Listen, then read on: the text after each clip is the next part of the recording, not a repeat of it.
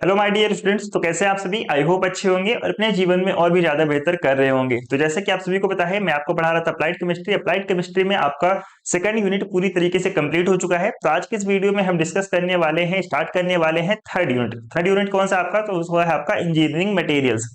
Engineering materials इस unit की बात करें तो टोटल इसमें आपके 6 टॉपिक्स दिए गए हैं। कौन कौन से 6 टॉपिक्स हैं? देखो, 6 टॉपिक्स इसमें आपके टोटल दिए गए हैं।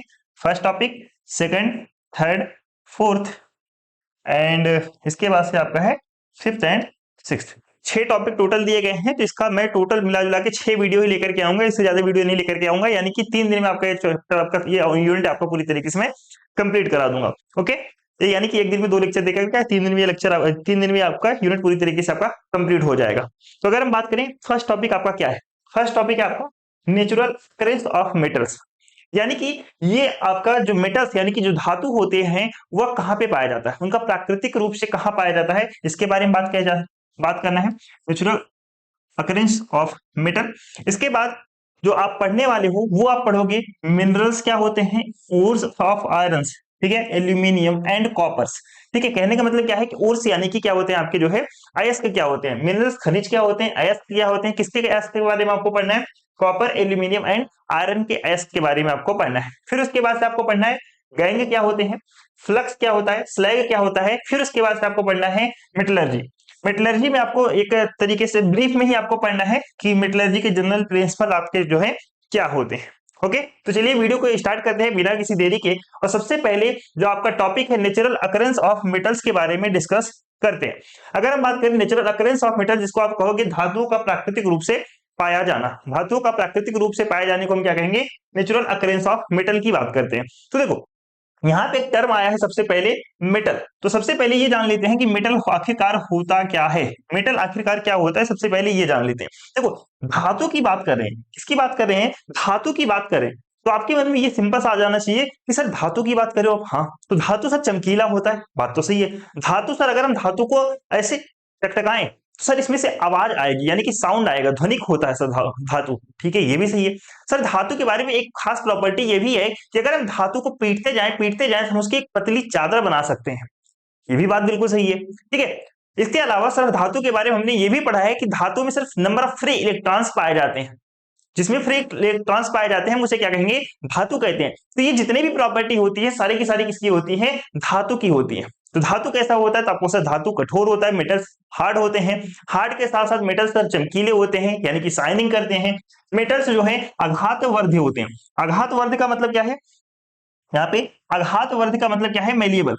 आघातवर्ध का मतलब क्या है यहाँ पे? मेलिएबल, यानी कि अगर हम धातु को पीटते जाएं तो इसको हम एक पतली चादर के रूप में हम इसे जो है बना सकते हैं। ओके, इसके अलावा धातु जो होता है ध्वनिक होता है, यानी कि अगर हम धातु में मारे, धातु में अगर हम किसी चीज से टकराएं तो उसमें से आवाज निकलेगा, साउंड निकलेगा। इसके अलावा जो धातु होते हैं वो आपके उष्मा उष्मा और विद्युत के सुचालक होते हैं, यानी कि गुड कंडक्टर आपके जो है ये होते हैं, ठीक है। तो ये सारी प्रॉपर्टी अगर किसी के अंदर होगी तो वो क्या कहलाएगी? तो आपको सर धातु कहलाएगा। क्या कहलाएगा? धातु कहलाएगा। फॉर एग्जाम्पल जैसे कि बात करें लोहा, लोहा क्या है? तो आपको सर धातु है। सोना क्या है? धातु है। चांदी क्या है? धातु है, ठीक है। एल्यूमिनियम क्या है? धातु है। कॉपर क्या है? धातु है। तो ये सारे किसके एग्जाम्पल है? ये सारे आपके जो है धातु यानी कि मेटल्स के एग्जाम्पल होते हैं। तो आपको सर धातु के कौन कौन से प्रॉपर्टी होते हैं? आपको सर धातु जो है हार्ड होंगे, कठोर होंगे, चमकीले होंगे, आघातवर्धी होंगे, तन्य होंगे, यानी कि उसके अंदर टेंसिलिटी का भी गुण होगा। टेंसिलिटी मतलब क्या होगा? वो जो है तनन क्षमता के उनके अंदर गुण है, अगर हम उसको खींचेंगे तो जो है खींचेगा। अब ऐसा नहीं कि सर लोहे को खींच नहीं रहा, लोहा खींचता है, जब आप उसको पीटो तो वो जो है खींचता है, ठीक है। इसके अलावा अगर बात करें उष्मा और विद्युत का सुचालक होता है। अगर ये सारे गुण किसी पदार्थ के अंदर पाए जाएंगे तो होगी सर वह जो है धातु है। फॉर एग्जांपल मेटल कौन से हो जाएंगे? तो आपको सर आयरन हो गया, कॉपर हो गया, एल्यूमिनियम हो गया, सोना हो गया, चांदी हो गया, ये सारा क्या है? तो आपको सर मेटल्स होते हैं। अब टॉपिक क्या है आपका? धातुओं का प्राकृतिक रूप से पाया जाना। धातु कहां पर पाए जाएंगे? धातु कहां पर पाए जाते हैं? मेटल कहां पर पाए जाते हैं? तो आपको सर मेटल पृथ्वी पे पाए जाते हैं, ठीक है। पृथ्वी पे कहां पाए जाते हैं? तो आपको सर पृथ्वी के क्रस्ट पर सबसे ज्यादा मेटल पाए जाते हैं। पृथ्वी के भूपर्पटी पर सबसे ज्यादा मेटल पाए जाते हैं। तो मेटल सबसे ज्यादा कहां पाया जाता है? तो आपको सर अर्थ के क्रस्ट पर। कहां पे? अर्थ क्रस्ट पर धातु का सबसे बड़ा जो है सोर्स है। कौन सा सोर्स है धातु का सबसे बड़ा? तो आपको सर अर्थ जो है क्रस्ट, पृथ्वी का क्रस्ट यानी कि भूपर्पटी जो है धातुओं का सबसे बड़ा क्या है? अपोसर सोर्स होता है। ओके, इतनी चीज समझ में आई। अब तक मैंने आपको बताया धातु क्या होता है एंड धातु के एग्जाम्पल मैंने आपको दिए और ये बताया कि धातु कहां पर सबसे ज्यादा पाया जाता है। ठीक है, समझ में आया। अब चलिए आगे बढ़ते हैं। अब इसके साथ हम समझते हैं कि धातु जो है नेचुरल रूप से कितने अभागों में पाया जाता है, फिर कितने अवस्था में पाया जाता है। ठीक है, धातु जो होता है, जो मेटल होता है, वह कितने अवस्था में पाया जाता है, कितनी स्टेट में पाया जाता है। तो धातु की अगर हम बात करेंगे तो धातु मोस्टली आपके दो स्टेट में पाया जाएगा। कितनी स्टेट में? दो स्टेट में पाया जाता है। एक होता है आपका फ्री स्टेट एंड सेकंड आपका होता है कंपाउंड स्टेट। देखना, पहला स्टेट कौन सा है? तो आपको सर फ्री स्टेट होता है। दूसरा स्टेट कौन सा होता है? तो आपको सर कंपाउंड स्टेट होता है। फ्री स्टेट का मतलब क्या है? फ्री स्टेट में ऐसी धातुएं पाई जाती हैं जो कि लेस रिएक्टिव होती है, कम क्रियाशील होती हैं। ऐसी धातुएं पाई जाएंगी जिसमें कम क्रियाशील होती है। ऐसी धातुएं जो कम क्रियाशील होती हैं वो कैसी अवस्था में पाई जाती हैं? फ्री स्टेट में पाई जाती हैं। तो कौन सी ऐसी धातुएं होती है जो कम क्रियाशील होती हैं? आप कहोगे सर सोना हो गया, चांदी हो गया, प्लेटिनम हो गया। ये ऐसी धातुएं होती हैं जो कि लेस रिएक्टिव होती हैं, कम क्रियाशील होती है। तथा ऐसे धातु जो कि ज्यादा क्रियाशील होते हैं वो हमारे पाए जाते हैं कंबाइंड स्टेट में। कहां पे पाए जाते हैं? तो अपोजिट कंबाइंड स्टेट में पाए जाते हैं। ये धातुएं कैसी होंगी? अधिक क्रियाशील होंगी। तो कौन से ऐसे धातु होते हैं जो ज्यादा यानी कि मोर रिएक्टिव होते हैं, ज्यादा रिएक्टिव होते हैं? कौन से ऐसे धातु होते हैं? तो अपोजिट कॉपर हो गया, लोहा हो गया, जिंक हो गया। ये सारे ऐसे धातुएं होती हैं जो कि ज्यादा क्रियाशील होती हैं, मोर रिएक्टिव होती हैं। समझ में आई सारी चीजें? तो अब तक तीन टॉपिक मैंने आपके साथ डिस्कस किया। सबसे पहला टॉपिक धातु क्या होता है, धातु के एग्जांपल। दूसरा मैंने आपको से पूछा धातु सबसे ज्यादा कहां पे पाया जाता है, तो आपको सर अर्थ के क्रस्ट पे। तीसरा मैंने आपको बताया कि धातु कितनी अवस्था में पाया जाता है, तो आपको सर धातु दो अवस्था में पाया जाता है। First one is free state and second one is fine state. Free state का मतलब क्या है? फ्री स्टेट में ऐसी धातुएं पाई जाएंगी जो कि लेस रिएक्टिव होती है। फॉर एग्जांपल जैसे कि आपका एल्यूमिनियम हो गया, फिर सोना हो गया, आपका जो है चांदी हो गया, सोना हो गया। ठीक है, इसके अलावा अगर हम बात करें, सोना चांदी हो गया। इसके अलावा अगर हम बात करें कंबाइंड स्टेट में ऐसी धातुएं पाई जाएंगी जो कि मोस्ट क्रियाशील, मोस्ट रिएक्टिव होती हैं, फिर मोर रिएक्टिव होती हैं। फॉर एग्जांपल जैसे कि कौन सी ऐसी धातु होती है जो कि मोर रिएक्टिव होती है? तो आपको सर कॉपर हो गया, लोहा हो गया, जिंक हो गया, एक्सेट्रा। बहुत सारी ऐसी धातुएं हैं जो कि ज्यादा रिएक्टिव होती हैं। वो किस में आएंगी? तो आपकी पाई जाती है कंबाइंड स्टेट में। यानी कि जो ज्यादा रिएक्टिव होगा वो कंबाइंड स्टेट में पाया जाएगा, जो कम रिएक्टिव होगा वो आपका जो है कैसा? फ्री स्टेट में पाया जाएगा। ठीक है, कैसा? फ्री स्टेट में पाया जाएगा। जैसे देखो होता क्या है, रियल लाइफ से समझने की कोशिश करो। जो इंसान रूडली रहता है, उसके दोस्त कम रहते हैं, तो कैसी अवस्था में रहता है? फ्री, घूमता रहेगा इधर उधर, रूडली रहता है, उससे कौन ही जाकर के बात करेगा। तो क्या है? Free state. यानी कि क्या है? वो कम रिएक्टिव है, तो वो फ्री स्टेट में पाया जाएगा। लेकिन जो इंसान रूडली बात नहीं करता, वो प्यार से बात कर रहा है, यानी कि वो ज्यादा रिएक्टिव है, यानी कि उसके साथ में उसके पास ज्यादा दोस्त रहेंगे, उसके आसपास लोग घिरे हुए रहेंगे उसे। ठीक है, तो उसे क्या कहेंगे? वो ज्यादा रिएक्टिव है। ठीक है, समझ में आई सारी चीजें? प्रकृति में दो अवस्था में धातु पाई जाती है, free state and combined state. अब इसके बाद आते हैं कुछ आपके टॉपिक, जैसे कि मिनरल्स क्या होते हैं, ओर्स क्या होते हैं, और गैंग क्या होते हैं, स्लैग क्या होते हैं, और मेटलर्जी क्या होता है। ओके, तो सबसे पहले स्टार्ट करते हैं मिनरल्स से, खनिज से। मिनरल्स यानी कि खनिज। अब अगर बात करें धातु, तो धातु के कंपाउंड होते हैं, जो मेटल के कंपाउंड होते हैं वो पृथ्वी के अंदर अगर बात करें उसमें मिट्टी तथा रेत आदि इंप्योरिटीज के साथ होते हैं, इंप्योरिटीज के रूप में होते हैं। इसी को हम क्या कहेंगे? खनिज कहेंगे। मैंने बोला आपसे कि धातु कहां पे पाए जाएंगे, तो आपको मैंने कहा सर धातु पृथ्वी के क्रस्ट पे सबसे ज्यादा पाया जाता है। ठीक है, पृथ्वी के क्रस्ट की अगर बात करें, पृथ्वी के क्रस्ट की अगर बात करें तो हम धातु को कैसे निकालते हैं? तो आपको सर हमने सुना है सर धातु को ना खन करके निकालते हैं, खनन के द्वारा, यानी कि माइनिंग के द्वारा निकालते हैं। कैसे निकालते हैं? माइनिंग के द्वारा सर धातु को निकालते हैं। ठीक है, तो क्या हमें डायरेक्टली धातु मिल जाता है? अगर मान के चलो माइनिंग कर रहे हैं, जमीन के अंदर जो है गड्ढा खोदते जा रहे हैं, यानी कि जहां पे खनिज मिलने की संभावना होती है, जहां पे धातु मिलने की संभावना होती है। ठीक है, ज्यादातर आपके पठारी वगैरह क्षेत्रों में, अब मान चलो वहां पे मैं माइनिंग कर रहा हूं, तो क्या मुझे धातु यानी कि जो मेटल्स है वो प्योर रूप में मिल जाता है, प्योर फॉर्म में मिल जाता है? बिल्कुल नहीं। हमें जो मेटल मिलते हैं मेरे दोस्त, वो सबसे पहले हमें मिलते हैं मिनरल्स की फॉर्म में। किसके फॉर्म में मिलते हैं? मिनरल्स की फॉर्म में मिलते हैं, खनिज के फॉर्म में मिलते हैं। खनिज के फॉर्म में मिलने का मतलब क्या है कि ये जो धातुएं होंगी, खनिज जो मिलने का मतलब ये है कि धातु की यौगिक होंगी, और उन यौगिकों में इंप्योरिटीज होंगी। कैसी इंप्योरिटीज होंगी? उसमें मिट्टी लगे हुए होंगे, उसमें रेत लगे हुए होंगे इत्यादि, यानी कि एक्सेट्रा इंप्योरिटी जो है उस धातु के कंपाउंड में जो है मिले हुए रहते हैं। ठीक है, तो धातुओं के यौगिक जो होते हैं, यानी कि मेटल्स के कंपाउंड जो होते हैं, वो पृथ्वी में यानी कि क्रस्ट में क्या होगा? मिट्टी, रेत आदि अशुद्धियों के रूप में होते हैं, और इनको ही हम क्या कहते हैं? खनिज कहते हैं। फॉर एग्जाम्पल यहाँ पे देखो एक आदमी है भाई, क्या कर रहा है, खनन कर रहा है, माइनिंग कर रहा है। माइनिंग करने के बाद से उसने क्या निकाला, माइनिंग करने के बाद से इंप्योरिटीज के फॉर्म में, इंप्योरिटीज के फॉर्म में इसने क्या निकाला, इसने निकाला मिनरल्स। ये क्या है आपका, ये है आपका मिनरल्स है। क्या है आपका, मिनरल्स है, आपका खनिज है। इसने इंप्योरिटीज के फॉर्म में, ये मिनरल्स जो मिले हैं कैसे फॉर्म में मिले हैं, तो आपको सर इंप्योरिटीज के फॉर्म में मिले हैं, जो कि इसमें रेत है, रेत के साथ साथ मिट्टी है, और इसके क्या है आपके मिनरल्स यानी कि खनिज के कंपाउंड है, यानी कि मिनरल्स है। ठीक है, फिर आपका क्या हो गया, मिनरल्स हो गया। जब इस मिनरल को और एक्सट्रैक्ट करेंगे, इस मिनरल्स को और अच्छे से देखेंगे, तो इस मिनरल्स को हमें एक्सट्रैक्ट करने के बाद मिलता है ओर यानी कि अयस्क। क्या मिलता है हमें, जो है अयस्क, फिर हमें इसके बाद प्राप्त होता है, इसे हम क्या कहेंगे, ओर कहेंगे। तो अगर आपसे कोई पूछे ओर क्या है, अगर आपसे पूछे कोई ओर मतलब अयस्क, अगर आपसे कोई पूछे मेरे दोस्त अयस्क क्या होता है, तो आप कहोगे सर ऐसा खनिज, ये क्या है मिनरल, तो आप कहोगे सर ऐसा खनिज जिससे हम धातु का एक्सट्रैक्शन करते हैं। हम इसमें क्या करें, धातु को एक्सट्रैक्ट करें, एक्सट्रैक्शन, ऐसा खनिज जिससे हम धातुओं यानी कि मेटल्स को एक्सट्रैक्ट कर रहे हैं, उसे हम क्या कहेंगे, इससे हम क्या कहेंगे, तो आपको सर अयस्क कहेंगे। ठीक है, क्या कहेंगे, अयस्क कहेंगे। तो आप कहोगे सर अयस्क क्या होता है, तो आप कहोगे सर वह खनिज जिससे धातु का एक्सट्रैक्शन आसानी से किया जा सकता है, धातु का एक्सट्रैक्शन आसानी से किया जा सकता है, हम उसे क्या कहेंगे, ओर्स कहेंगे। क्या कहेंगे, ओर कहेंगे, अयस्क कहेंगे। क्या कहेंगे, ओर यानी कि अयस्क कहेंगे। तो दो चीजें मैंने आपको बताई।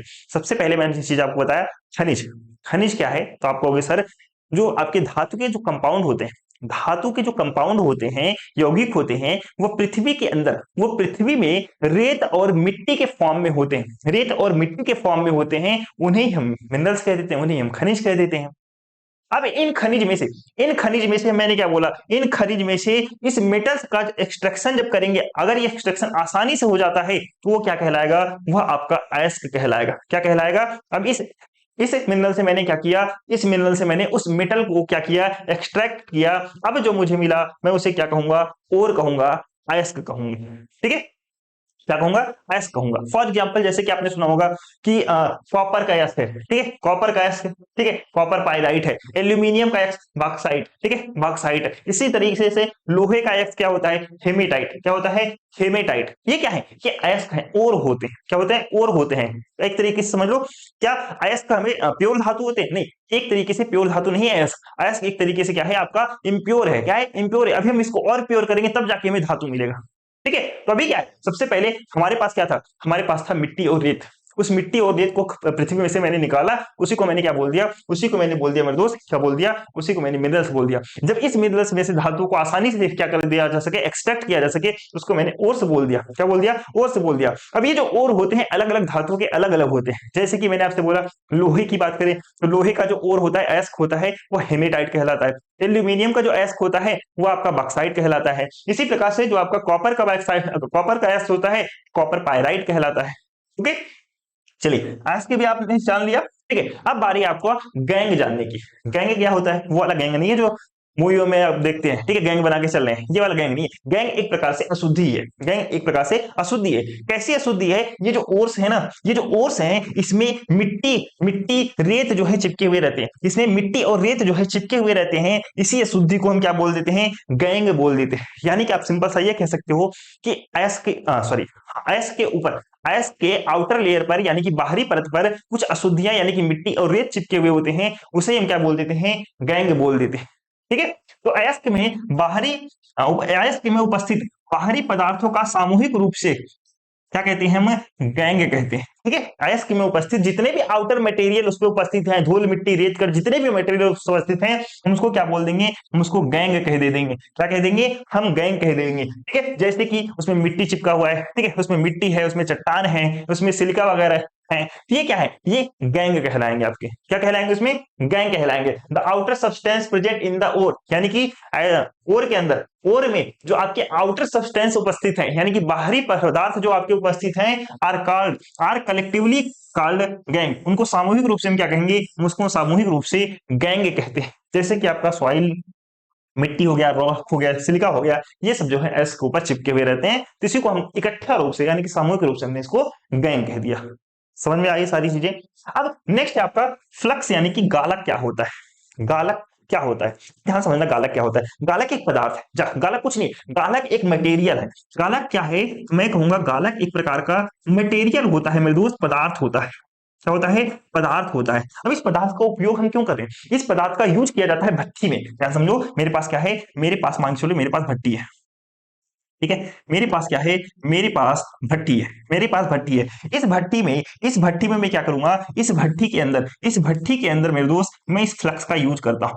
आप कहो सर क्यों यूज कर रहे हो आप इस फ्लक्स को भट्टी के अंदर, इस फ्लक्स को आप भट्टी के अंदर चार्ज के रूप में यूज किया जाता है। क्यों यूज कर रहे हैं हम भाई, क्यों यूज कर रहे हैं हम इस फ्लक्स को भट्टी में, तो मैं कहूंगा ये जो गैंग है ना, ये जो गैंग है, इस गैंग में ध्यान समझना, जो हमारे ओर है, और जो ओर है, ओर के ऊपर मैंने आपसे क्या बोला, ओर के ऊपर आपके चिपके हुए हैं गैंग, ओर के ऊपर क्या चिपका हुआ है, आपको ओर के ऊपर गैंग चिपका हुआ है। तो इस गैंग को हटाने के लिए, इस गैंग को हटाने के लिए मैं क्या यूज करता हूं, फ्लक्स यूज करूंगा। देखो सबसे पहले ध्यान समझना, मैंने क्या किया, मैंने जो ओर था, मेरा जो ओर था मैंने इसके अंदर डाल दिया, और किसके अंदर डाल दिया, इसके अंदर डाल दिया। और में क्या चिपके हुए हैं, तो आपको सर और में चिपका हुआ है गैंग, और में क्या चिपका हुआ है, और में गैंग चिपका हुआ है। अब इस गैंग को हटाने के लिए मैं क्या करूंगा, इसमें फ्लक्स नामक मटेरियल डालूंगा, उस भट्टी में चार्ज के रूप में फ्लक्स नामक मटेरियल डालूंगा। ये क्या करेगा, ये गैंग को हटाएगा। ये क्या करूंगा, ये जो है गैंग को हटाने का काम करता है आपका फ्लक्स। तो फ्लक्स क्या है, अगर आपसे कोई पूछे तो आप कहोगे सर फ्लक्स एक ऐसा पदार्थ होता है, फ्लक्स एक ऐसा पदार्थ होता है जिसको हम भट्टी में चार्ज के रूप में गैंग को हटाने के लिए करते हैं। यानी कि ओर के ऊपर से गैंग को हटाने के लिए जो है हम गालक का यानी कि फ्लक्स का यूज करते हैं। क्लियरली समझ में आया। तो फ्लक्स क्या है, तो आपको सर फ्लक्स एक मटेरियल होता है, फ्लक्स पदार्थ होता है जिसे भट्टी के चार्ज के रूप में, जिसे भट्टी के चार्ज में गैंग को हटाने के लिए जो है मिलाया जाता है। ठीक है, समझ में आई सारी चीजें। अब इसका जो सिलेक्शन होगा, गालक का जो सिलेक्शन होता है वो गैंग की रासायनिक प्रकृति पर यानी कि उसके केमिकल नेचर पर डिपेंड करता है। यानी कि इसका मतलब क्या है, इसका मतलब ये है कि देखो जो गैंग होता है, जो अशुद्धि होता है वो बहुत सारे फॉर्म में होता है, किसी में कम अशुद्धि, किसी में ज्यादा अशुद्धि, किसी में अलग प्रकार की अशुद्धि, किसी में अलग प्रकार की इंप्योरिटीज। तो उसके सिलेक्शन के ऊपर डिपेंड करता है कि हम कितना गालक यूज करेंगे, हम कितना जो है गालक यूज करेंगे, कौन सा गालक यूज करने वाले, यानी कि कौन सा पदार्थ हम जो है इसमें डालेंगे गालक के रूप में। ये जो है डिपेंड करता है इस गैंग की केमिकल प्रॉपर्टीज के ऊपर, केमिकल जो है नेचर के ऊपर। ओके, चलिए बहुत अच्छे। तो अब तक आपने क्या समझा, अब तक आपने दोबारा से रिवाइज करके समझाता हूं। देखो अब तक आपने सबसे पहले आपने समझा कि धातु का प्रकृति में उपस्थित पाया जाना। तो मैंने आपको बताया धातु क्या होता है, ठीक है, धातु क्या होता है, धातु सबसे ज्यादा कहां पाया जाता है, आपको सर धातु सबसे ज्यादा पृथ्वी की क्रस्ट पे पाया जाता है।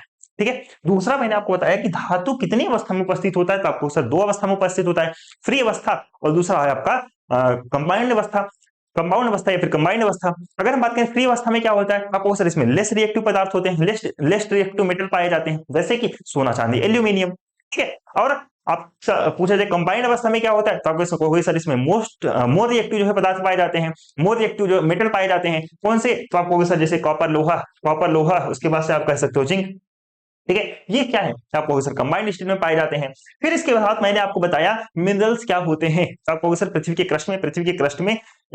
क्रस्ट में ये जो धातु के कंपाउंड होते हैं, यानी कि जो मेटल्स के यौगिक होते हैं, वो क्या होते हैं कि रेत और मिट्टी के फॉर्म में पाए जाते हैं, उसे हम खनिज कह देते हैं, उसे हम क्या कह देते हैं, खनिज कह देते हैं। और जब उस खनिज को आसानी से एक्सट्रैक्ट किया जा सकता है, जब उस खनिज को यानी कि वह खनिज जिससे धातु का, वह उस खनिज से अगर उस मेटल्स को आसानी से एक्सट्रैक्ट कर पा रहे हैं, हम उसको क्या कहेंगे, ओर्स कहते हैं, यानी कि अयस्क कहते हैं। अयस्क आपके किस प्रकार के हो सकते हैं, अलग अलग धातुओं के अलग अलग अयस्क होते हैं, जैसे कि लोहे का अयस्क हो गया हेमेटाइट, और आपका एल्यूमिनियम को हो गया बॉक्साइट, और इसी प्रकार से आपका कॉपर को हो गया कॉपर पायराइट। ओके, फिर इसके बाद से मैंने आपको बताया कि गैंग क्या होते हैं, तो मैंने आपको बताया कि उस अयस्क के ऊपर आपके उस अयस्क के बाहरी सतह पर कुछ आपके इंप्योरिटीज इकट्ठा रहते हैं, उन्हीं इंप्योरिटीज को कलेक्टिव रूप से, सामूहिक रूप से हम क्या कह देते हैं, गैंग कह देते हैं। तथा इस गैंग को हटाने के लिए उस ओर के ऊपर से इस गैंग को हटाने के लिए हम भट्टी में क्या डालते हैं, फ्लक्स डालते हैं चार्ज के रूप में। और ये जो फ्लक्स काम क्या करता है, इस गैंग को हटाने का काम करता है। और हम किस तरीके का कितना फ्लक्स यूज करेंगे वो डिपेंड करता है कि गैंग का केमिकल नेचर किस प्रकार का है। ओके, चलिए बहुत अच्छे, आई होप पूरी तरीके से आपको समझ में आ रहा हो। अगर समझ में आ रहा हो सारी चीजें तो वीडियो को शेयर जरूर करना। ओके, चलिए अब बात करते हैं स्लैग क्या होता है। स्लैग क्या होता है इसके बारे में समझ लो। स्लैग का मतलब क्या होता है, आपने भट्टी में क्या डाला, आपने भट्टी में सबसे पहले डाला था क्या, ओर, क्या डाला था आपने ओर। इस ओर के ऊपर आउटर लेयर पे क्या था, तो आपको सर इस ओर के ऊपर आउटर लेयर में था सर गैंग। क्या था, गैंग था सर। क्या था, गैंग था। क्या था, गैंग था। इस गैंग को हटाने के लिए आपने भट्टी में क्या डाला, तो आपको सर इस गैंग को हटाने के लिए भट्टी में हमने डाला फ्लक्स। क्या डाला, फ्लक्स यानी कि गालक डाला। इन दोनों को ही, गैंग और फ्लक्स को सामूहिक रूप से हम क्या कहते हैं, हम उसको स्लैग कहते हैं, यानी कि क्या कहते हैं, धातुमल कहते हैं। क्या कहते हैं हम इसे, इसे हिंदी में कहा जाता है धातुमल। क्या कहा जाता है इसे, धातुमल कहते हैं। ठीक है, तो धातुमल यानी कि स्लैग क्या है, यहाँ पे लिख दो, स्लैग की जगह लिख दूं धातुमल, ताकि आपको याद रहे। ठीक है, हिंदी में इसे कहते हैं धातुमल, धातुमल। ठीक है भाई। तो अगर आपसे कोई पूछे, अगर आपसे कोई पूछे कि स्लैग क्या है, धातुमल क्या है, तो आप कहोगे सर जो गैंग है और फ्लक्स है, इन दोनों का मिश्रण ही, इन दोनों का मिश्रण ही क्या कहलाता है, इन दोनों का मिश्रण ही आपका जो है धातुमल कहलाता है। ठीक है, इन दोनों का मिश्रण ही, मिश्रण करके देखिए मैंने गैंग मिलाया, फ्लक्स मिलाया, गैंग और फ्लक्स आपस में मिल करके क्या बनाएंगे, एक पदार्थ बनाएंगे। उसी पदार्थ को हम क्या कह देंगे, स्लैग कह देंगे। समझ में आई सारी चीजें, बहुत अच्छे। अब आ जाओ आगे चलते हैं, अब आ जाओ आगे चलते हैं। नेक्स्ट टॉपिक है आपका मेटलर्जी। मेटलर्जी क्या होता है, मेटलर्जी क्या होता है। मेरे पास क्या है, तो आपको सर मेरे पास है ओर। मेरे पास क्या है, मेरे पास है ओर। इस ओर में से मेरे दोस्त, इस ओर में से अगर मुझे मिल जाए प्योर मेटल, क्या मिल जाए, प्योर मेटल मिल जाए, ये इस ओर में से, इस खनिज में से मुझे क्या मिल जाए, प्योर मेटल मिल जाए, तो इसी की प्रोसेस को हम क्या कहते हैं, इसी की प्रोसेस को हम क्या कहते हैं, हम धातु कहते हैं, मेटलर्जी कहते हैं। इसका मतलब क्या है कि इस अयस्क से, इस अयस्क से प्योर मेटल यानी कि शुद्ध धातु प्राप्त करने की प्रोसेस, यानी कि हिंदी में कहेंगे क्रिया। ठीक है, क्रिया, कोई हम क्या कहेंगे, आप कहोगे सर धातु कर्म कहते हैं, यानी कि मेटलर्जी कहते हैं। समझ में आया। मेटलर्जी का जनरल प्रिंसिपल क्या कहता है, जनरल प्रिंसिपल यही कहता है कि अगर हमारे पास ओर है, उस ओर से हमें प्योर मेटल प्राप्त हो रहा है, किसी ना किसी प्रोसेस के थ्रू में प्राप्त हो रहा होगा, तो उसी प्रोसेस को हम क्या कहते हैं, मेटलर्जी कहते हैं, यानी कि धातु कर्म कहलाता है वो प्रोसेस। ठीक है, तो अयस्क से शुद्ध धातु यानी कि प्योर मेटल प्राप्त करने की क्रिया हमारी क्या कहलाती है, सर धातु कर्म कहलाती है। समझ में आई, बहुत अच्छा।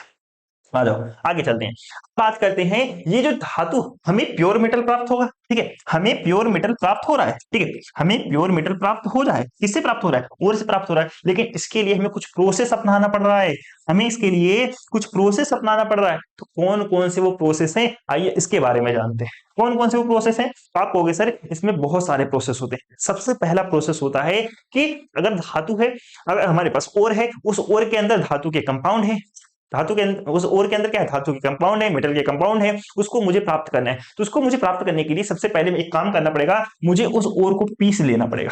क्या करना पड़ेगा, सबसे पहले मैं उस ओर का क्या करूंगा, क्रशिंग कर दूंगा। क्या कर दूंगा, क्रशिंग। ठीक है, क्रश वाला क्रशिंग नहीं है, ये क्रशिंग वाला क्रश है। ठीक है, समझ में आया, क्या है ये, क्रशिंग वाला क्रश, CRU।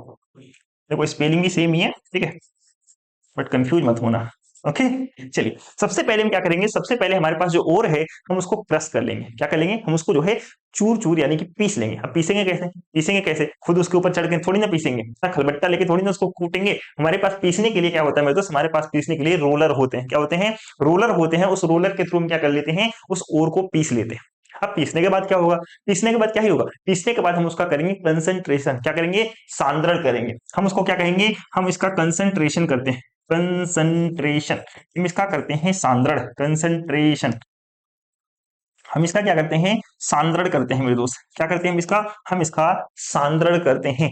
कंसंट्रेशन करने के भी बहुत सारे मेथड होते हैं। कौन कौन से मेथड होते हैं, हमारे पास ग्रेविटी सेपरेशन मेथड होता है, हमारे पास चुंबकीय यानी कि मैग्नेटिक सेपरेशन मेथड होता है, हमारे पास फेन प्लावन मेथड होता है। ठीक है, हमारे पास केमिकल सेपरेशन मेथड होता है, बहुत सारे मेथड होते हैं। इन्हीं 4-5 मेथड्स के बारे में मैं आपको बताऊंगा। कंसंट्रेशन ऑफ मेथड में किस प्रकार से इस अयस्क को क्रश करने के बाद से हम उस मेटल को किस प्रकार से पा सकते हैं, कंसंट्रेशन से। कंसंट्रेशन, ठीक है, कंसंट्रेशन में सिंपल हम ये करते हैं, कंसंट्रेशन में जो इंप्योरिटीज होती है, जो इंप्योरिटीज होती है हम उसको हटाने का काम करते हैं, सांद्रण करते हैं। ठीक है, इसके बाद जो नेक्स्ट स्टेप आता है वो आता है कंसंट्रेशन के बाद आपका आता है एक्सट्रैक्शन। एक्सट्रैक्शन, अब हम क्या करते हैं, इसमें धातु निकालते हैं। अब हमें क्या मिलता है, अब यहाँ पे हमें धातु प्राप्त होगा भाई। अब हमें यहाँ पे धातु प्राप्त होगा। क्या हमें प्योर धातु प्राप्त होगा, नहीं, हमें धातु प्राप्त होगा। किस तरीके से प्राप्त होगा, हमें धातु प्राप्त करने के लिए यानी कि धातु को एक्सट्रैक्ट करने के लिए हमें उसे गर्म करना पड़ता है। क्या करना पड़ता है? गर्म करेंगे। यानी कि अब नेक्स्ट वाले प्रोसेस में हम क्या करेंगे? धातु का यानी कि थर्मल ट्रीटमेंट करेंगे उस ओर का। ओर का क्या करेंगे? थर्मल ट्रीटमेंट करेंगे, जिसमें 3 प्रकार के ट्रीटमेंट आप पढ़ेंगे। निस्तापन, कैल्सिनेशन, दूसरा आपका रोस्टिंग यानी कि भर्जन, और तीसरा आपको पढ़ना है स्मेल्टिंग यानी कि प्रगलन। ओके, मान चलो हम एक्सट्रैक्शन कर लिया, हमारे पास में क्या मिल गया? धातु मिल गया। लेकिन उस धातु में भी थोड़े बहुत इंप्योरिटीज रह जाते हैं। जब थोड़े बहुत इंप्योरिटीज मिल जाते हैं तो अब मैं क्या करूंगा? इसको कर लूंगा रिफाइन। क्या कर लूंगा? रिफाइन कर लूंगा। और रिफाइन करने के बाद हमें मिल जाएगा प्योर मेटल। क्या मिल जाएगा? प्योर मेटल मिल जाएगा। ये आपके कुछ प्रोसेस है कि किस तरीके से हमारे पास ओर है, इस ओर से किस प्रकार से हम मेटल प्राप्त कर रहे हैं, तो उसी प्रोसेस को आपको यहाँ पे पढ़ना है। तो ये 4 प्रोसेस हैं, 4 प्रोसेस को एक ही वीडियो में हम डिस्कस करेंगे एक एक करके। ओके, तो चलिए सबसे पहले जानते हैं क्रसिंग।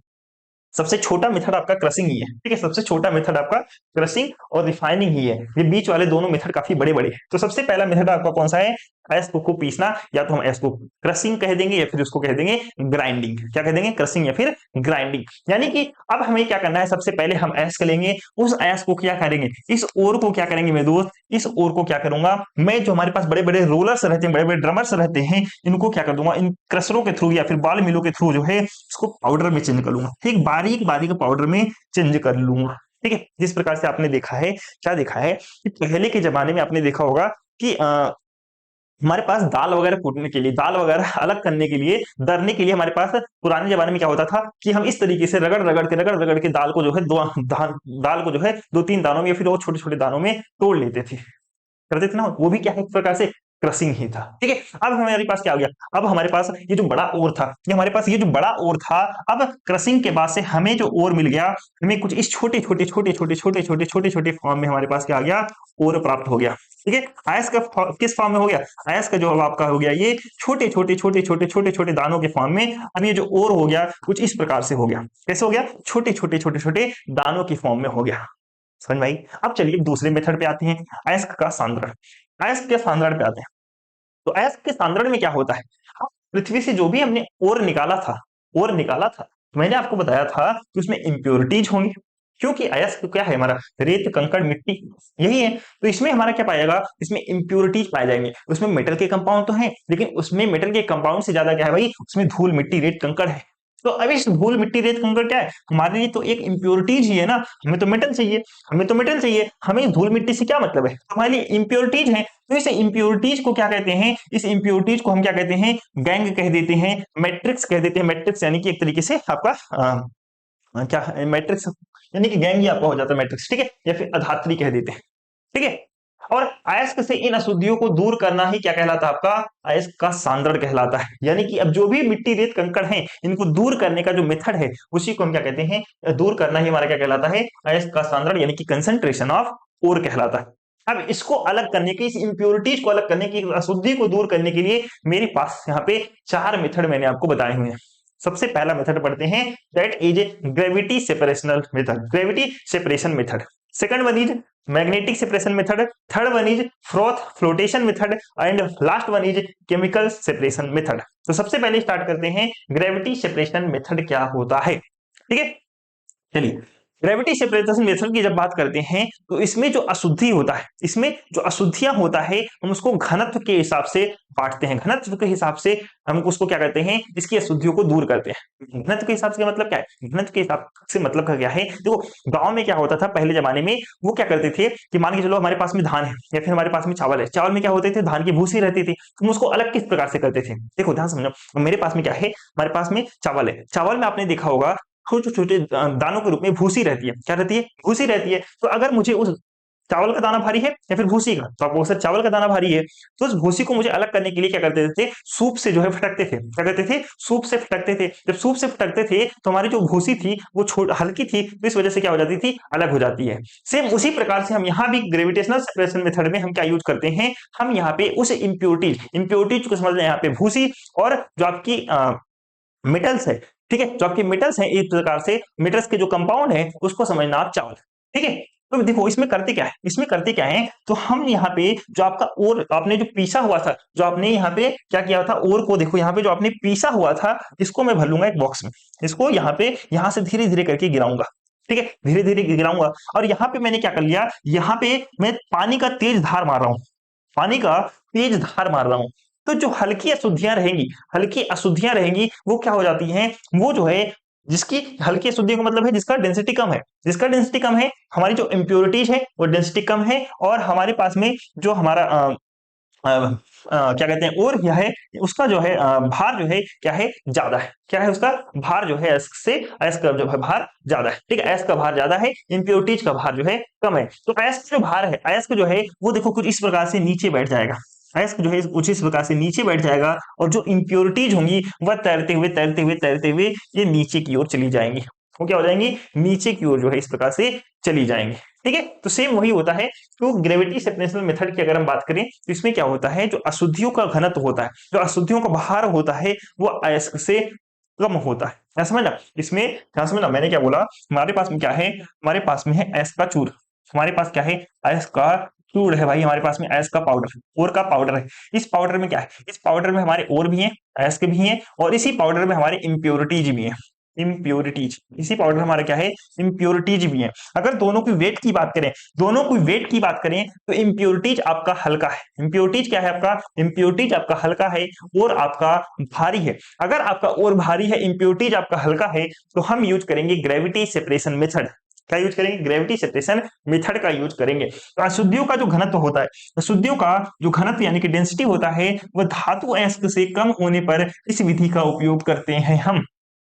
ठीक है, अब इस विधि में होगा क्या, हमारे पास जो बारीक चूड़ है, हमारे पास में जो बारीक पाउडर है, पाउडर किसका, ओर का पाउडर है, उसको जल में मिलाकर इसे ढाल या फिर नाली नुमा गेज पर क्या करते हैं, नाली नुमा गेज पर जल की तेज धारा के साथ फ्लो करते हैं, जल की तेज धारा के साथ फ्लो कर रहे हैं। देखो मेरे पास में क्या है, और क्या है, इसमें और में हमारे इम्प्योरिटीज भी है, और हमारे पास में मेटल और भी है। तो हमने इसको यहाँ पे डाला, जब डाला और यहाँ पे हमने तेज धार दिया किसका, पानी का, तो जो हल्के इंप्योरिटीज थे वो बाहर निकल गए, और जो भारी हमारे मेटल ओर्स थे वो देखो नीचे इस तरीके से तली में बैठ जाते। ठीक है, तो जिस कारण से हल्की जो अशुद्धियां होंगी, हल्की जो इंप्योरिटीज होंगी, लाइट वेट की जो इंप्योरिटीज होंगी, वो जल के साथ फ्लो हो जाएंगी, तथा जो भारी यानी कि जिसका वेट ज्यादा होगा, वो जो पार्टिकल्स हैं वो आपके बचे रह जाएंगे। ठीक है, तो सामान्यतः आयरन के एस्को का जो आयरन आयरन आपको पता है ज्यादा भारी होता है, तो आयरन के जो ओर्स होते हैं, आयरन के जो ओर्स होते हैं, उसका अगर हम सेपरेशन करना होगा तो हम इस मेथड का जो है यूज करके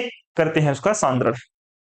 समझ में आई सारी चीजें, आई होप आपको समझ में आ गई होंगी ग्रेविटी सेपरेशन मेथड में। देखो अब बोर्ड में देखना, मैं सिर्फ इतना सा कहूंगा, अगर आपसे कोई पूछे ग्रेविटी सेपरेशन मेथड क्या होता है, तो आप कहोगे सर हमारे पास जो ओर का चूर्ण है, हमारे पास जो अयस्क का चूर्ण है, उसको मैं क्या करूंगा, उसको एक तरफ से डालूंगा, और एक तरफ से मैं क्या करूंगा, पानी का फ्लो तेजी से बहाऊंगा, पानी का फ्लो तेजी से बहाऊंगा।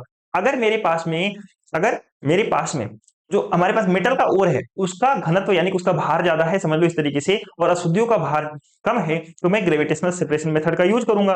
तो इसमें होगा क्या, जो अशुद्धियां हैं वो हल्की हैं, और जो मेटल ओर्स हैं वो भारी हैं। तो भारी होने के कारण जो मेटल ओर्स हैं वो नीचे बैठ जाएंगे, और इंप्योरिटीज हल्के होने के कारण वो पानी की तेज बहाव के साथ जो है बह जाएंगे, और इससे हमें क्या प्राप्त हो जाएगा, हमें इसी प्रकार से मेटल ओर्स जो है यहाँ पे प्राप्त हो जाएंगे। ओके, चलिए बहुत अच्छे। अब सेकंड मेथड पे आते हैं, दैट इज आपका आपका मैग्नेटिक सेपरेशन मेथड। मैग्नेटिक मतलब समझो, मैग्नेटिक यानी कि चुंबक की बात कर रहा है यहाँ पे। चुंबक से कौन चिपकेगा, चुंबक से कौन चिपकेगा, चुंबक से वही चिपकेगा ना जिसके अंदर लोहे का गुण हो, लोहे का गुण हो जिसके अंदर, वही तो चिपकेगा। यानी कि इस प्रकार के मेथड में हम ऐसे अयस्कों का सांद्रण करते हैं, ऐसे ओर्स का कंसंट्रेशन करते हैं जिसके अंदर चुंबकीय गुण रहता हो, जिसके अंदर क्या हो, मैग्नेटिक प्रॉपर्टी हो, उसी का हम सांद्रण करेंगे इस मेथड के द्वारा, मैग्नेटिक सेपरेशन मेथड के द्वारा। किस प्रकार से करेंगे, अब इसका किस प्रकार से करेंगे तो ध्यान से समझो। इसमें क्या होता है मेरे दोस्त, इसमें मेरे पास में जो ओर है, इसमें जो मेरे पास ओर है उसमें दो या दो से अधिक ओरों का मिश्रण रहता है, जिसमें दो या दो से अधिक अधिक अयस्कों का मिश्रण होता है। तो इसमें क्या होता है, अब ध्यान समझो, मेरे पास जो चूड़ था, मैंने चूड़ यहां से गिराया, ध्यान समझो, मैंने जो चूड़ था उस चूड़ को समान के चलो, मैंने यहां से चूड़ को गिराया। ठीक है, मेरे पास जो पाउडर था, ओर का पाउडर था, यहां से मैंने गिराना शुरू किया। किस पे गिरा रहे हैं, ये क्या है काला काला सर, ये है आपका पट्टा। ठीक है, ये आपका क्या है, पट्टा भाई, रबड़ का पट्टा। ठीक है, ये आपका क्या है, रबड़ का पट्टा है। क्या है भाई, आपका रबड़ का पट्टा है। और ये जो रबड़ का पट्टा है ना, ऐसे घूम रहा है। सर किस पे घूम रहा है, किस पे घूम रहा है, ये आपका चुंबकीय साइकिल। क्या आपका चुंबकीय साइकिल है मेरे दोस्त, ये क्या आपका चुंबकीय साइकिल है, ठीक है, चुंबकीय साइकिल है। तो ये क्या है आपका, एक तरीके से चुंबकीय साइकिल है, फिर कह सकते हो चुंबकीय रोलर यानी कि मैग्नेटिक रोलर है। क्या है आपका, ये मैग्नेटिक रोलर है। इस रोलर पे आपका पट्टा लगा हुआ है रबड़ का, ठीक है। तो क्या होगा, जैसे ही मैं इसको गिराऊंगा, जैसे ही मैं इसको यहां से गिराऊंगा, तो देखो ये क्या होगा, गोल गोल घूम रहा है, गोल गोल घूम रहा है। ये भी धीरे धीरे आगे बढ़ेगा, ये भी धीरे धीरे आगे बढ़ेगा, आगे बढ़ेगा, आगे बढ़ेगा, आगे बढ़ेगा, आगे बढ़ेगा, ठीक है। इस प्रकार से जैसे यहाँ पे पहुंचा, जैसे यहाँ पे पहुंचा मेरे दोस्त, ऐसे ऐसे ऐसे जिसके अंदर चुंबकीय गुण होंगे, जब चुंबकीय गुण होंगे तो चुंबक से चिपकेगा, तो क्या होगा, इस पट्टे के साथ में चिपक जाएगा, वो इस पट्टे के साथ में चिपक जाएगा। और जिसके अंदर चुंबकीय गुण नहीं है वो क्या होगा, डायरेक्टली इसमें फ्लो करके गिर जाएगा, डायरेक्टली इसमें फ्लो करके गिर जाएगा, जिसमें मेरे दोस्त, जिसमें चुंबकीय गुण रही है, यानी कि ऐसे पार्टिकल्स जो नॉन मैग्नेटिक हो वो डायरेक्टली इसमें आकर के गिर जाएगा। और ऐसे पार्टिकल्स जिसमें चुंबक का गुण हो वो क्या होगा, इस पट्टे के साथ चिपका रहेगा। कब तक चिपका रहेगा, जब तक यहाँ तक देखो, यहाँ तक खत्म हो रहा है ना, यहाँ तक इसका सर्किल यहाँ तक खत्म हो रहा है, तो यहाँ तक ये जो पट्टा है चिपका रहेगा। और उसके बाद से जैसे ही मेरे दोस्त क्या होगा, इसका यानी कि चुंबकीय प्रभाव यहाँ से खत्म होगा, ये आपका जो लोहे वाला पार्टिकल था वो आपका इसमें जो है यहाँ पे गिर जाएगा, ठीक है। आप यहाँ से बिल्कुल देखो, इसमें क्या किया है, बिल्कुल यहाँ पे पास से चिपका के बनाया, इसने बिल्कुल पास से चिपका के बनाया है। लेकिन आप क्या करना, आप इसकी सीधे से बनाना, यहाँ पे जहां पे ये खत्म हो रहा है ना, यहाँ से आप शुरू करना, ठीक है। कहाँ शुरू करना, आप जो है यहाँ से शुरू करना, यहाँ से शुरू करना, क्योंकि देखो चुंबक यहाँ तक चिपकते हुए आएगा, जैसे यहाँ तक चिपकते हुए आएगा और यहाँ पे इसका चुंबक खत्म हो रहा है, तो इस प्रकार से जो है गिरना यहाँ पे शुरू हो जाएगा, ठीक है। आई बात समझिए। तो अगर हम मैग्नेटिक सेपरेशन मेथड की बात करें तो इसमें क्या है, तो सर इसमें भी दो या दो से अधिक अयस्कों का मिश्रण है अगर ये, तो जिसमें से एक अयस्क जो होगा अशुद्धि रूप में होता है और जिसके अंदर क्या होना चाहिए, चुंबकीय प्रवृत्ति का होता है। एक अयस्क अशुद्धि के रूप में होता है और दूसरा वाला क्या होता है, उसके अंदर चुंबकीय प्रवृत्ति का चुंबकीय नेचर होता है, यानी कि मैग्नेटिक नेचर होता है उसके अंदर। क्या होगा कि मेरे पास क्या है, चूड़ है, यानी कि मेरे पास पाउडर है। किसका पाउडर है, ओर का पाउडर है। उस ओर के पाउडर को इस रबड़ के पट्टे पे गिराएंगे। किसके पट्टे पे गिराएंगे, रबड़ की पट्टे पर गिराएंगे। इस रबड़ की पट्टे की सहायता से ये क्या होगा, ये जो ओर है धीरे धीरे आगे बढ़ेगा, धीरे धीरे आगे खिसकता रहेगा। फिर उसके बाद से क्या होगा, इस चुंबकीय आपकी जो मैग्नेटिक आपके रोलर है, इस मैग्नेटिक रोलर पर अगर जिसके अंदर ऐसा और जिसके अंदर मैग्नेटिक प्रॉपर्टी होगा वह इससे चिपक जाएगा, उस पट्टे से चिपक जाएगा। और जिसके अंदर मैग्नेटिक प्रॉपर्टी नहीं होगा वह पार्टिकल क्या हो जाएगा, वह इस बॉक्स में गिर जाएगा, सीधे वो सीधे जो है फ्लो करके गिर जाएगा। लेकिन जिसके अंदर मैग्नेटिक प्रॉपर्टी है वह चिपका रहेगा, तक चिपका रहेगा जब तक ये वाला रोलर जहां तक मैग्नेट है वहां से हट नहीं जाता, ठीक है। जैसे मैग्नेट हटेगा, अब पट्टा रबड़ का है, पट्टा तो रबड़ का है, मैग्नेट यहाँ से हट गया, तो ये क्या करेगा, ये सीधे सीधे जो है इस प्रकार से नीचे गिर जाएगा, ठीक। इस प्रकार से जो है ये नीचे गिर जाएगा, ओके। इस बॉक्स में यहाँ पे हमें जो है मिल जाएगा मैग्नेटिक पार्टिकल वाले और, ओके। तो ऐसे चूड़ी तैस को रबड़ की पट्टी की सहायता से धीरे धीरे आगे खिसकाते हैं। चुंबकीय कण चुंबकीय क्षेत्र में घिरनियों पर आकर्षित होकर, ठीक है। आकर्षित नहीं, आकर्षित, इसे थोड़ा सही कर लेना आप, आकर्षित, ठीक है। क्या होकर के, आकर्षित होकर रोलर के निकट जो है गिर जाती हैं और अचुंबकीय कण रोलर से दूर गिरते हैं, ठीक है। तो इस विधि में फेरो चुंबकीय अयस्क का सांद्रण किया जाता है। किसका सांद्रण किया जाएगा, किसका कंसंट्रेशन किया जाएगा, तो आप कहोगे सर ऐसा अयस्क जिसके अंदर चुंबक का गुण, किसका गुण हो, चुंबक का गुण हो, हम उसी अयस्क का जो है सांद्रण इस मेथड के द्वारा जो है करते हैं। समझ में आई, सेकंड मेथड भी आपको समझ में आया। चलिए अब तीसरे मेथड की ओर चलते हैं, जो कि आपका, ये तो आपका इंग्लिश में हो गया, ठीक है, सेम वही चीज आपका इंग्लिश में लिखा हुआ है। तीसरे मेथड की ओर चलते हैं जो कि आपका फेन प्लावन मेथड, जिसे हम इंग्लिश में कहते हैं फ्रोथ फ्लोटेशन मेथड। क्या कहते हैं, फ्रोथ फ्लोटेशन मेथड की ओर चलते हैं। इसमें क्या करते हैं, हम इसमें एक बड़ा आयताकार टैंक लेंगे। इसमें हम क्या करेंगे, इसमें हम एक बड़ा सा आयताकार टैंक लेते हैं, क्या समझो।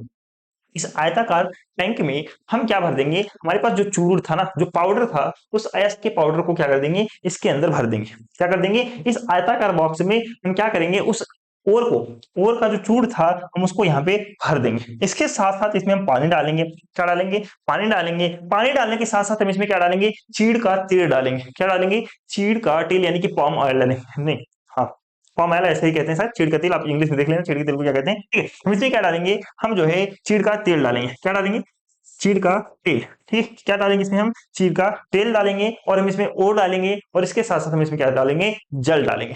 और इसके अलावा हमें क्या डालना है, हमें एक फ्लेन क्या कहते हैं, फ्लेन फैक्टर डालना है। हमें क्या डालना है इसमें, फेन फैक्टर डालना है। फेन फैक्टर का मतलब क्या है कि ऐसे कारक जो झाग बनाए, जो झाग, जैसे कि आप पानी में डालते हो डिटर्जेंट पाउडर, तो आपका डिटर्जेंट पाउडर क्या बनता है, झाग बनाता है ना। सेम उसी प्रकार से हम इसमें क्या डालेंगे, फ्लावन प्लवन कारक डालेंगे। क्या डालेंगे इसमें, प्लवन कारक डालेंगे, या फिर फेन स्थायी कारक पदार्थ मिलाएंगे हम इसमें। क्या मिलाएंगे, फेन प्लवन मटेरियल मिलाएंगे, या फिर कहेंगे फेन फ्लैक्टर जो है इसमें डालेंगे। तो इस आयताकार बॉक्स में हमने क्या क्या यूज किया, इस आयताकार बॉक्स में सबसे पहले मैंने डाला पानी भर लिया इसमें। पानी भरने के साथ मैंने इसमें क्या डाल दिया, मैंने डाल दिया अयस्क का चूर्ण। मैंने क्या डाल दिया इसमें, अयस्क का चूर्ण डाल दिया। क्या डाल दिया, अयस्क का चूर्ण डाल दिया। अयस्क के चूर्ण डालने के साथ साथ मैंने इसमें क्या डाला, मैंने इसमें चीड़ का तेल डाला। क्या डाला, चीड़ का तेल डाल दिया। चीड़ के तेल डालने के साथ साथ मैंने इसमें क्या डाला, मैंने इसमें फेन प्लावन फैक्टर डाला। क्या डाला, फेन प्लावन फैक्टर डाला, जो क्या करे, जो झाग बनाए। क्या बनाए, झाग बनाए। अब इसके साथ साथ मैंने यहाँ पे क्या किया, इसके साथ साथ मैंने यहाँ पे मृदोष एक यहाँ पे रॉड डाल दिया। क्या डाल दिया, एक तरीके से यहाँ पे रॉड डाल दिया। इस रॉड में यानी कि एक तरीके से ओपन रॉड है। ओपन रॉड का मतलब क्या है, खुला हुआ पाइप डाल दो। इसमें क्या डाल दिया मैंने, खुला हुआ पाइप डाल दिया। इस खुले हुए पाइप में मैंने क्या किया, इस खुले हुए पाइप में हम यहाँ से एयर प्रवेश करा रहे हैं। क्या डाल रहे हैं, एयर, यानी कि बहुत ही तेजी से, यानी कि क्या डाल रहे हैं, कंप्रेस्ड एयर हम इसमें जो है यहाँ पे डाल रहे हैं। यहाँ उसके साथ साथ हमारे पास क्या है, एक रोटेटिंग पेडल है। ये रोटेटिंग पेडल क्या करेगा, ये रोटेटिंग पेडल हमारा जो है झाग जनरेट करेगा। हमारे पास में झाग बनाने वाला फैक्टर हमने डाला था, झाग बनाने वाला पदार्थ हमने डाला था। अब जब झाग का बनाएगा, हम उसको घुमाएंगे। अब आपने देखा होगा पानी के अंदर जब आप डिटर्जेंट डालते हो तो क्या वो ऐसे झाग देने से लग जाता है, नहीं, आप उसको हाथ से हाथ डाल के घुमाते हो ना, तभी तो झाग देता है। सेम उसी प्रकार से इसमें झाग बनाने के लिए क्या करेंगे, रोटेटिंग पेडल लाएंगे, वो क्या बनाएगा, झाग बनाएगा। क्या बनाएगा मेरे दोस्त, झाग बनाएगा। ठीक है, अब उससे होगा क्या, उससे ये होगा मेरे दोस्त, उससे ये होगा कि जब इसमें एयर लगातार जाता रहेगा, जब इसमें लगातार एयर जा रहा है, ठीक है, लगातार इसमें जा रहा है एयर, और हमारा जो है यहाँ पे ये घूम करके हमारा क्या बना रहा है, ये रोटेट होकर के झाग बना रहा है। तो जो सल्फाइड के हल्के फुल्के कण होंगे, जो सल्फाइड के छोटे छोटे हल्के हल्के पार्टिकल्स होंगे, वो क्या करेंगे, झाग के साथ चिपक करके ऊपर चले जाएंगे। क्या करेंगे, झाग के साथ चिपक करके ऊपर चले जाएंगे। इसको कुछ इस तरीके से समझो, कुछ इस तरीके से मेरे दोस्त समझो कि मैंने पास एक कंटेनर लिया। समझो, मैंने एक कंटेनर लिया है। मैंने क्या किया, एक कंटेनर लिया। इस कंटेनर मैंने ओर डाला। सबसे पहले क्या डाल दिया, इस कंटेनर में मैंने यहाँ पे ओर डाल दिया, एस का डाल दिया, ओर का चूड़। ठीक है, ओर का चूड़ मैंने यहाँ पे डाल दिया। इस कंटेनर में मैंने क्या डाल दिया, इस कंटेनर में मैंने ओर का चूड़ डाल दिया है। यहाँ पे ध्यान समझना, मैंने इस कंटेनर में क्या डाल दिया, ओर का चूर्ण डाल दिया है। ठीक है, क्या डाल दिया है, ओर का चूड़। इसको एक काम करता हूँ, थोड़ा सा हटा करके इसे मैं वो वाला ले लेता हूँ, ताकि मेरा इरेज ना हो, मैटर मेरा इरेज ना हो, यानी कि मैं इस बॉक्स का यूज कर लेता हूँ। ठीक है, बॉक्स मेरा खुला हुआ तो है नहीं, ठीक है, इसका यूज कर लेता हूँ।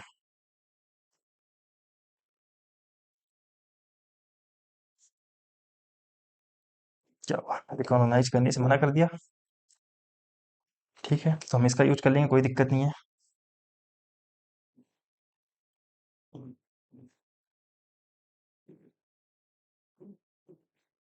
इस प्रकार से समझना है इसे। ठीक है, अब मेरे पास क्या है, ये आयताकार बॉक्स है। इस बॉक्स में मैंने चूर डाला हुआ है। ये क्या डाला है भाई, मैंने ओर डाला हुआ है। ये क्या है, सपोज सर ये ओर है, ये क्या है, ओर अयस्क है। ठीक है, अब इसमें मैंने क्या डाला, अब इसमें मैंने वाटर डाल दिया। इसमें मैंने क्या डाल दिया, इसमें मैंने पानी डाल दिया भाई।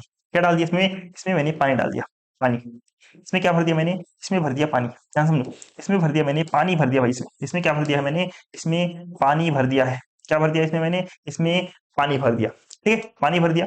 पानी भरने के साथ साथ मैंने इसमें क्या डाला, मैंने इसमें डाला चीड़ का तेल। ठीक है, चीड़ का तेल डाला। चीड़ का तेल डालने के लिए मैं यहाँ पे एक काम कर लेता हूँ, मैं यहाँ पे एक पाइप बना लेता हूँ। ठीक है, यहाँ से मैंने डालना शुरू किया चीड़ का तेल। ठीक है, मान चलो यहाँ से मैंने डालना शुरू किया चीड़ का तेल। चीड़ का तेल मैंने कहाँ से डाला, सपोज सर चीड़ का तेल आपने इस साइड से डाल दिया। ठीक है, यहाँ से मैंने क्या डाल दिया, यहाँ से मैंने चीड़ का तेल डाल दिया। ठीक है, ऑयल, यहाँ पे मैंने ऑयल डाला। क्या डाल दिया, ऑयल डाला। इसके साथ साथ मैंने क्या मिलाया इसमें, इसके साथ साथ मैंने इसमें मिलाया जो है एक फेन फ्लावन फैक्टर। ठीक है, क्या डाला मैंने इसमें, इसमें फेन फ्लावन फैक्टर डाला इसमें। ठीक है, या फिर कह सकते हैं इसमें फ्रॉथ फैक्टर मैंने डाल दिया। ठीक है, क्या डाल दिया इसमें, इसमें मैंने फ्रॉथ फैक्टर डाल दिया, फ्रॉथ फैक्टर डाल दिया। ये क्या करेगा, ये बनाएगा झाग। ये क्या बनाएगा, ये बनाएगा मेरा झाग बनाएगा। ठीक है, अब और क्या मैंने ऐड किया, इसमें मैंने एक पाइप डाल दिया। इसमें मैंने क्या किया, इसमें मैंने एक पाइप डाल दिया। इसमें मैंने क्या डाल दिया, इसमें मैंने एक पाइप डाल दिया भाई। ठीक है, इसमें मैंने पाइप डाला।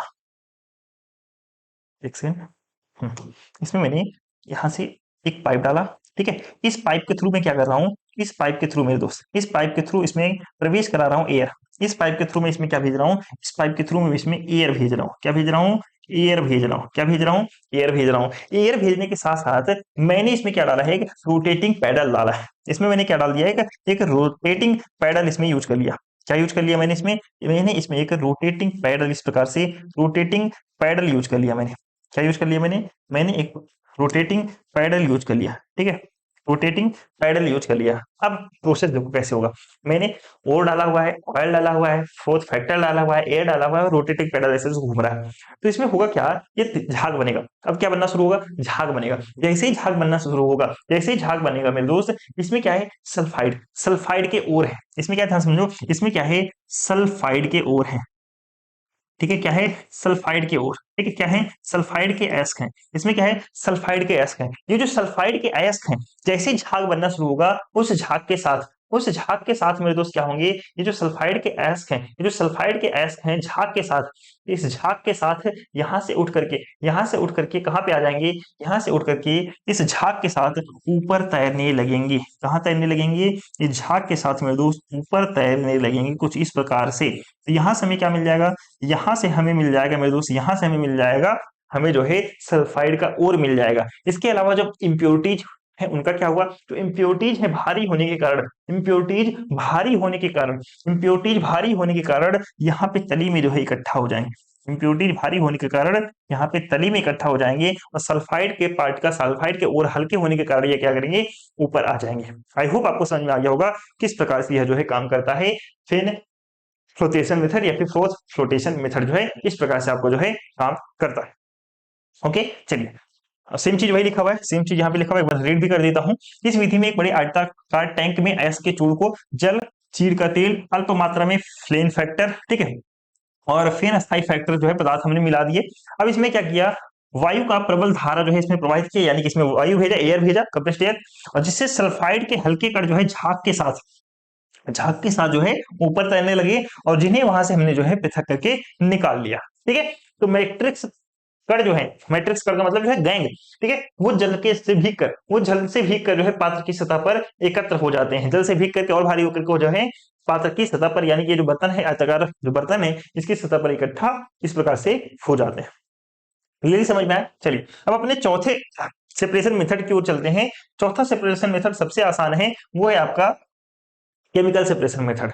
केमिकल सेपरेशन मेथड में करते क्या है मेरे दोस्त, ध्यान समझो।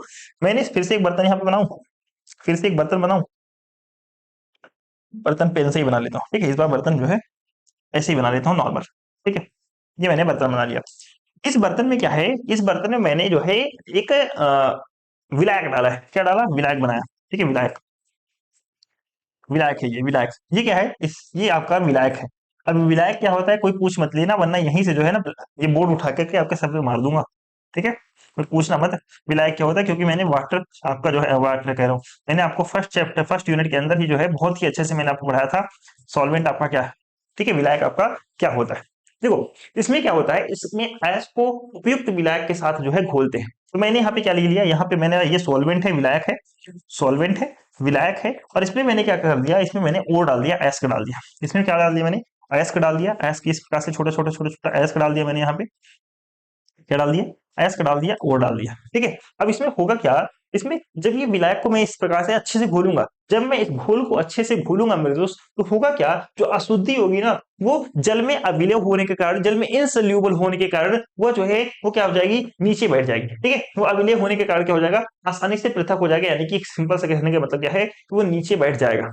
इस विधि में क्या होता है, इस विधि का उपयोग जो है एल्यूमिनियम, चांदी और धातु के साधन के लिए जो है इसका उपयोग जो है किया जाता है। ओके, सिंपल सा कहने का मतलब क्या है, देखो हमारे पास कोई और है, उस और को जो है एक विलायक के साथ में हमने घोल मतलब मिला दिया। मिलाने के बाद से जो अशुद्धि होगी, जो इम्प्योरिटीज होगी, वो आपका अलग ही जो है नीचे बैठ जाता है, वो आपका अलग ही जो है दिख जाता है। हल्के होने के कारण जो आपका और होता है वही विलायक के साथ में जो है मिल जाता है, यानी कि विलायक के साथ जो है उसी जो है हल्का हल्का जो है ऊपर उठता उठता रहता है, इसी प्रकार से गोल गोल घूमता रहता है, और आपके जो भारी कण होते हैं वो नीचे जो है तली में बैठ जाते हैं। तो इस मेथड का यूज हम किसमें करते हैं, इस मेथड का यूज जो है एल्यूमिनियम का निष्कर्षण करना हुआ, चांदी का निकालना हुआ, सोना निकलना हुआ, ठीक है, इन सब के कंसंट्रेशन में हम जो है इस मेथड का, यानी कि केमिकल मेथड का जो है यहाँ पे यूज करते हैं। आई होप आप समझ गए होंगे कि किस प्रकार से जो है मेटल्स के जो ये ओर्स हैं, ठीक है, जो मेटल के कंपाउंड के जो ओर हैं उनका किस प्रकार से कंसेंट्रेशन किया जाता है। तो अगर मैं आपसे पूछूं, सबसे पहले मैंने आपको क्या बताया था, सबसे पहले मैंने आपको बताया था कि मेरे पास है ओर, मेरे पास है ओर, और इस ओर से मुझे प्राप्त करना है प्योर मेटल, प्योर मेटल मुझे प्राप्त करना है। इस प्योर मेटल प्राप्त करने के प्रोसेस को ही, इस प्योर मेटल प्राप्त करने के प्रोसेस को ही मैंने क्या बोला था, तो आपको सर उसको अपने मेटलर्जी बोला था। तो इस प्योर मेटल को प्राप्त करने के मैंने आपको चार मेथड बताए थे, चार मेथड बताए थे, ध्यान समझना। सबसे पहले मैंने आपको बताया था, चार स्टेप्स बताए थे। सबसे पहले स्टेप्स मैंने आपको बताया था क्रशिंग। क्या बताया था? क्रशिंग यानी कि इसको पीसना, जो आपका ओर है उसको पाउडर बना लेना पीस पीस के, ठीक है, यानी कि छोटे छोटे दाने के रूप में कर लेना। दूसरा मैंने आपको बताया था कंसंट्रेशन, यानी कि सांद्रण, कंसंट्रेशन, ठीक है, कंसंट्रेशन। दूसरा मैंने आपको बताया था कंसंट्रेशन यानी कि सांद्रण। कंसंट्रेशन मैंने आपको ये बताया था उसमें जो इम्प्योरिटीज है, धूल मिट्टी रेत के कण है, उसको अलग करने के लिए हम दूसरा वाला स्टेप अपनाते हैं, कंसंट्रेशन। तीसरा मेथड मैंने आपको बताया था कि अब जो भी और मेरे पास मिला उसको करेंगे गर्म, यानी कि उसमें से हम निकालेंगे अपने मेटल्स को, ठीक है। मेटल्स को निकालने के लिए मैंने आपको बताया था जो नेक्स्ट आपका स्टेप आता है वो आपको होता है एक्सट्रैक्शन, यानी कि अब जो है उसमें से मेटल को हम क्या करेंगे, एक्सट्रैक्ट करेंगे। क्या करेंगे? एक्सट्रैक्ट करेंगे। तो अब इस एक्सट्रैक्शन वाले मेथड को पढ़ते हैं, किस प्रकार से अब उस ओर में से हम जो है मेटल को एक्सट्रैक्ट करने वाले हैं। इसके लिए मैंने आपको बताया था कि हमें उस ओर को गर्म करना पड़ता है, और गर्म करने के लिए भी मैंने आपको उसमें बताया था तीन मेथड इसमें आपको पढ़ना है। ओके, तो चलिए इस मेथड को देखते हैं। तो सबसे पहले थर्मल ट्रीटमेंट ऑफ ओर, यानी कि हमें क्या करना है, अब उस ओर को थर्मल ट्रीटमेंट के द्वारा जो है अलग करना है। किस प्रकार से करेंगे? सबसे पहला मेथड देखते हैं। सबसे पहला मेथड है आपका निस्तापन, यानी कि कैल्सिनेशन। सबसे पहला मेथड है निस्तापन कैल्सिनेशन, ठीक है। इसमें क्या होगा, ध्यान समझो। इसमें हमें जो कार्बोनेट होते हैं ना, कार्बोनेट, कार्बोनेट बोल तो नहीं है ना, वाटर चैप्टर में ही कार्बोनेट मैंने आपको पढ़ाया था, CaCO3, CaCO3 को ही हम क्या कहते हैं, कार्बोनेट कहते हैं। जो कार्बोनेट और होते हैं, कार्बोनेट और को अलग करने के लिए हम कैल्सिनेशन मेथड का यूज करते हैं। इस मेथड में करते क्या है, इस मेथड में हम, हमारे पास क्या है, कार्बोनेट और, हमारे पास क्या है, COCO3 और, यानी कि कार्बोनेट अयस्क। इस कार्बोनेट अयस्क को हम क्या करेंगे, इस कार्बोनेट अयस्क कैसा है, सांद्रित अयस्क, यानी कि इसमें से ज्यादातर इंप्योरिटी हमारी गायब हो गई है, ठीक है। हमारे पास कंसंट्रेटेड CaCO3 और है, इसको हम क्या करेंगे, वायु की अनुपस्थिति में, ध्यान रखना, वायु की अनुपस्थिति में परावर्तनी भट्टी में इतना गर्म करते हैं, इतना गर्म करते हैं कि अयस्क पिघले नहीं, ठीक है। इतना, वो कहते हैं ना किसी बच्चों को इतना मारो कि वो आपकी इज्जत करना बंद ना कर दे, ठीक है। इतना भी मत मारो कि वो आपको बच्चा जो है इज्जत करना बंद कर दे, ठीक है। उसी प्रकार से इसको इतना गर्म करो, इतना गर्म करो कि यह जो है पिघले ना, इतना गर्म करो कि यह जो है पिघले नहीं। किसकी अनुपस्थिति में, वायु की अनुपस्थिति में, यानी कि वायु इसमें अब्सेंस होना चाहिए।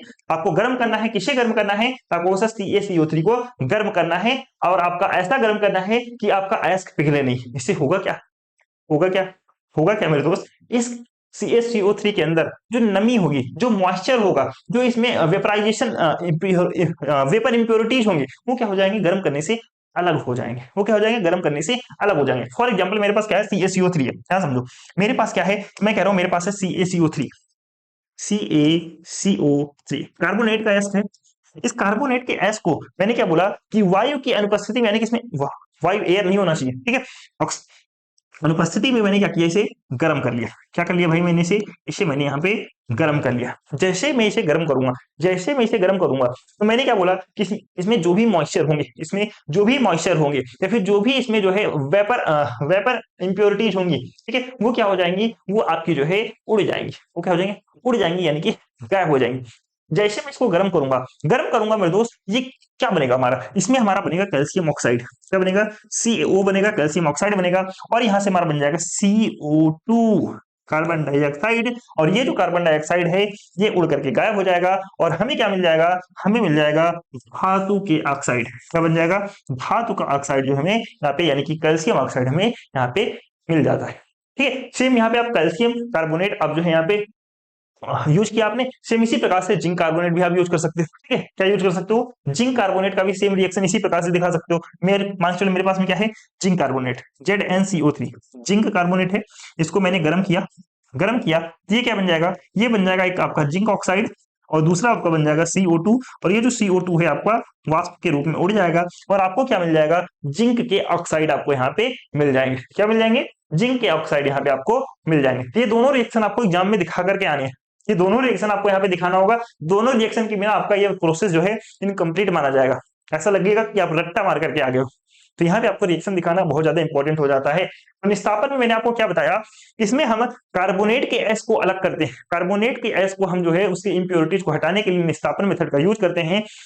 इसमें क्या करते हैं, कार्बोनेट के एस को हम वायु की अब्सेंस में गर्म करते हैं, इतना गर्म करते हैं कि वो और जो है हमारा पहले ना, ठीक है, इतना ही गर्म करेंगे और हमारा पहले ना, ठीक है। अब गर्म करने से क्या होगा, गर्म करने से ये होगा कि उसके अंदर जो भी मॉइस्चर है, जो भी उसमें वाष्पशील अशुद्धियां हैं, वो क्या हो जाएंगी, वो उड़ जाएंगी, और हमें मिल जाएगा ऑक्साइड के एस। क्या मिल जाएगा हमें, ऑक्साइड के एस मिल जाएगा। फॉर एग्जांपल यहाँ पे दो रिएक्शन मैंने आपको दिखाया, एक में मैंने मुझे मिला है कैल्शियम ऑक्साइड, एक मिला है जिंक ऑक्साइड। अगर नाम भूल जाओ मेरे दोस्त तो इसको साथ साथ लिखते भी जाना, अगर नाम आप भूल जाओ बाद में इसको साथ साथ लिखते जाना। मैंने आपको बोला था ये है आपका कैल्शियम कार्बोनेट, क्या है ये है आपका कैल्शियम कार्बोनेट, कैल्शियम कार्बोनेट।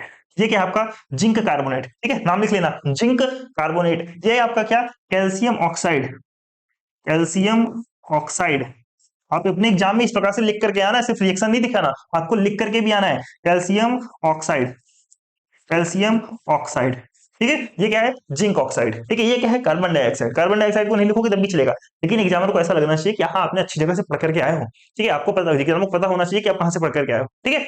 ये सारी चीजें आप इस प्रकार से मेथड द्वारा आप जो है हमें क्या प्राप्त हो जाएगा, हमें ऑक्साइड प्राप्त हो जाएगा। ओके, चलिए दूसरा मेथड देखते हैं। दूसरा मेथड होता है रोस्टिंग। क्या होता है, रोस्टिंग। रोस्टिंग यानी कि रोस्ट करना, कहते हैं ना कि हम जो है मछली को रोस्ट कर रहे हैं, ठीक है, मछली को फ्राई कर रहे हैं, ठीक है। सेम उसी प्रकार से यहाँ भी अब हमें क्या करना है, इस मेथड में हम क्या करते हैं, सल्फाइड, जो हमारे पास सल्फाइड होता है, सल्फाइड ओर, उस सल्फाइड ओर को क्या करते हैं, हम इस सल्फाइड ओर को प्योरीफाई, सल्फाइड ओर का एक्सट्रैक्शन करते हैं। हम इसमें क्या करते हैं, जो हमारे पास सल्फाइड के एस हैं, उस सल्फाइड के एस के लिए हम मेथड यूज करते हैं रोस्टिंग यानी कि भर्जन का। तो इसमें क्या करते हैं, हमारे पास में जो सल्फाइड का एस है, मान के चलो मेरे पास में कैल्शियम सल्फाइड है भाई, मेरे पास में कैल्शियम सल्फाइड का एस्क है, मेरे पास में मान के चलो जिंक ऑक्साइड का एस्क है, क्या है, जिंक ऑक्साइड, जिंक सल्फाइड का एस्क है। अब इसको मैं क्या करता हूं, इस सल्फाइड के एस्क को वायु की उपस्थिति में गर्म करूंगा, यहां समझो।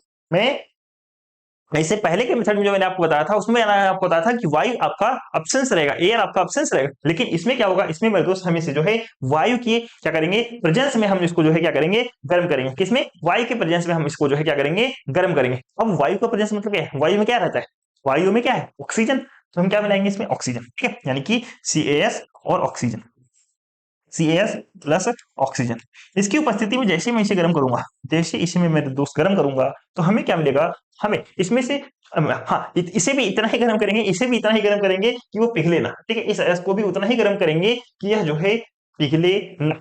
इससे भी क्या होगा, इससे भी वही होगा, इसमें जितने भी मॉइस्चर वाले इंप्योरिटीज होंगे, जितने भी वेपराइजेशन वाले इंप्योरिटीज होंगे, वह उड़ जाएंगे। वह क्या हो जाएगा, उड़ जाएगा, वो क्या हो जाएगा, उड़ जाएगा। और उड़ने के बाद से आपका क्या बन जाएगा, उड़ने के बाद से जो आपका सल्फाइड के एस्क जो है आपको जो है यहाँ पे प्राप्त हो जाएंगे। क्या प्राप्त हो जाएंगे, सल्फाइड के एस्क यहाँ पे आपको प्राप्त हो जाएंगे। सल्फाइड के एस्क मतलब क्या है, यहाँ पे देखो Ca है, तो यहाँ पे आपको प्राप्त हो जाएगा CaO, कैल्शियम ऑक्साइड। और क्या प्राप्त हो जाएगा, सल्फर है, सल्फर क्या आपको पता है, सल्फर डाइऑक्साइड में प्राप्त हो जाएगा, यस O2 में प्राप्त हो जाएगा। सेम यहाँ पे है तो आपको जिंक ऑक्साइड में प्राप्त हो जाएगा। इसके साथ साथ हमें प्राप्त हो जाएगा क्या प्राप्त हो जाएगा, सल्फर डाइऑक्साइड, ठीक है, सल्फर डाइऑक्साइड, ये हमें जो है यहाँ पे प्राप्त हो जाएंगे, ठीक है। अब आप कहोगे सर यहाँ पे ऑक्सीजन आपने इतना लिया था, दो CaS CaO, अच्छा ऑक्सीजन मैंने यहाँ पे 3 यूज किया, यहाँ पे ऑक्सीजन मैंने 2 यूज किया है। इसको क्या कर लेंगे मेरे दोस्त, इसको हम कर लेंगे क्या कर लेंगे, इसको हम संतुलित कर लेंगे। संतुलित किस प्रकार से करते हैं, संतुलित करने का मतलब क्या है, रिएक्शन को संतुलित करने का मतलब यही है कि जितने आप यहाँ पे एलिमेंट इधर यूज कर रहे हो, उतने एलिमेंट आपका यहाँ पे होना चाहिए। जैसे मैंने यहाँ पे C1 यूज किया, एक है, यहाँ पे सल्फर 1 यूज किया, एक है, लेकिन ऑक्सीजन यहाँ पे 2 था, मेरे पास यहाँ पे 3 है। तो मैं इसको क्या करूंगा, मैं इसको कर लूंगा मेरे दोस्त, इसको और ज्यादा बढ़ा लूंगा। मैंने यहाँ पे कर लिया 2, ठीक है, मैंने यहाँ पे कर लिया 2CO। तो हमारे क्या हो जाएगा, अब ऑक्सीजन हो गए 4, ऑक्सीजन अगर 4 हो गए तो मैं यहाँ पे कैल्शियम भी 2 हो गए, तो मैंने यहाँ पे कर लिया 2, और यहाँ पे कर लिया मैंने 3, 3 दूनी 6 ऑक्सीजन हो गए मेरे पास में। अब क्या मेरे पास में 6 ऑक्सीजन हो रहा है, 2 और 2, और यहाँ पे 2SO2 कर दूं कितना हो जाएगा, 2 दूने 4, 4 2 6 ऑक्सीजन हो गए, ठीक है, बराबर। दो कैल्शियम, ठीक है, और यहाँ पे दो सल्फर, दो सल्फर। अब मेरा ये जो रिएक्शन है क्या है, ये रिएक्शन पूरी तरीके से मेरा क्या है मेरे दोस्त, ये जो रिएक्शन मेरा पूरी तरीके से क्या है, आपको सर ये रिएक्शन आपका पूरी तरीके से क्या है, आपका जो है पूरी तरीके से संतुलित है, ठीक है। सेम उसी प्रकार से इसे भी कर लेंगे। जब ये रिएक्शन सेम है तो यहाँ भी आप करोगे दो, यहाँ भी तीन करोगे, यहाँ भी दो कर लो, यहाँ भी दो कर लो, तो इस प्रकार से मैचिंग कर लोगे। जब मैचिंग करोगे तो आपको सारे रिएक्शन जो है एक प्रकार से बराबर बराबर मिलेंगे, सारे रिएक्शन आपका जो है एक तरीके से बराबर बराबर मिलेंगे। कुछ भी ले लो, यहाँ पे कुछ भी आप लेना, यहाँ पे कुछ भी लेना, बस सल्फाइड का एस के लेना, कुछ भी लेना, सल्फाइड का एस लेना, लेड लेड सल्फाइड ले लो, लेड सल्फाइड ले लो, कुछ भी सल्फाइड लेना, सल्फाइड लेकर के रिएक्शन इस प्रकार से आप जो है यहाँ पे दिखा सकते हो। आई होप यहाँ पे आपको सारी चीजें समझ में आ गई होंगी, किस प्रकार से हम जो है इसको जो है सांद्रित करते हैं, किस प्रकार से हमको इसमें जो है ओर को जो है एक्सट्रैक्ट करते हैं। कौन सा ओर था, सल्फाइड का ओर था, समझ में आया। तो यह जो प्रक्रिया सल्फाइड अयस्कों के लिए होता है, सांद्रित अयस्क के वायु की प्रेजेंस में क्या करते हैं, परावर्तनीय भट्ठे में इतना गर्म करते हैं कि अयस्क आपका पिघले नहीं, ठीक है। उसके बाद इसमें अयस्क में जितने भी नमी या फिर वाष्पशील अशुद्धियां होंगी वो क्या हो जाएंगी, बाहर निकल जाती हैं। तो कुछ इस प्रकार से आप जो है यहाँ पे दिखाने वाले हो रिएक्शन, रिएक्शन जरूर दिखाना है, बिना रिएक्शन का आपका जो है पूरा नहीं माना जाएगा ये। चलिए तीसरा मेथड की बात करते हैं। तीसरा मेथड होता है आपका स्मेल्टिंग, जिसे हम कहते हैं प्रगलन। क्या कहते हैं, स्मेल्टिंग यानी कि प्रगलन।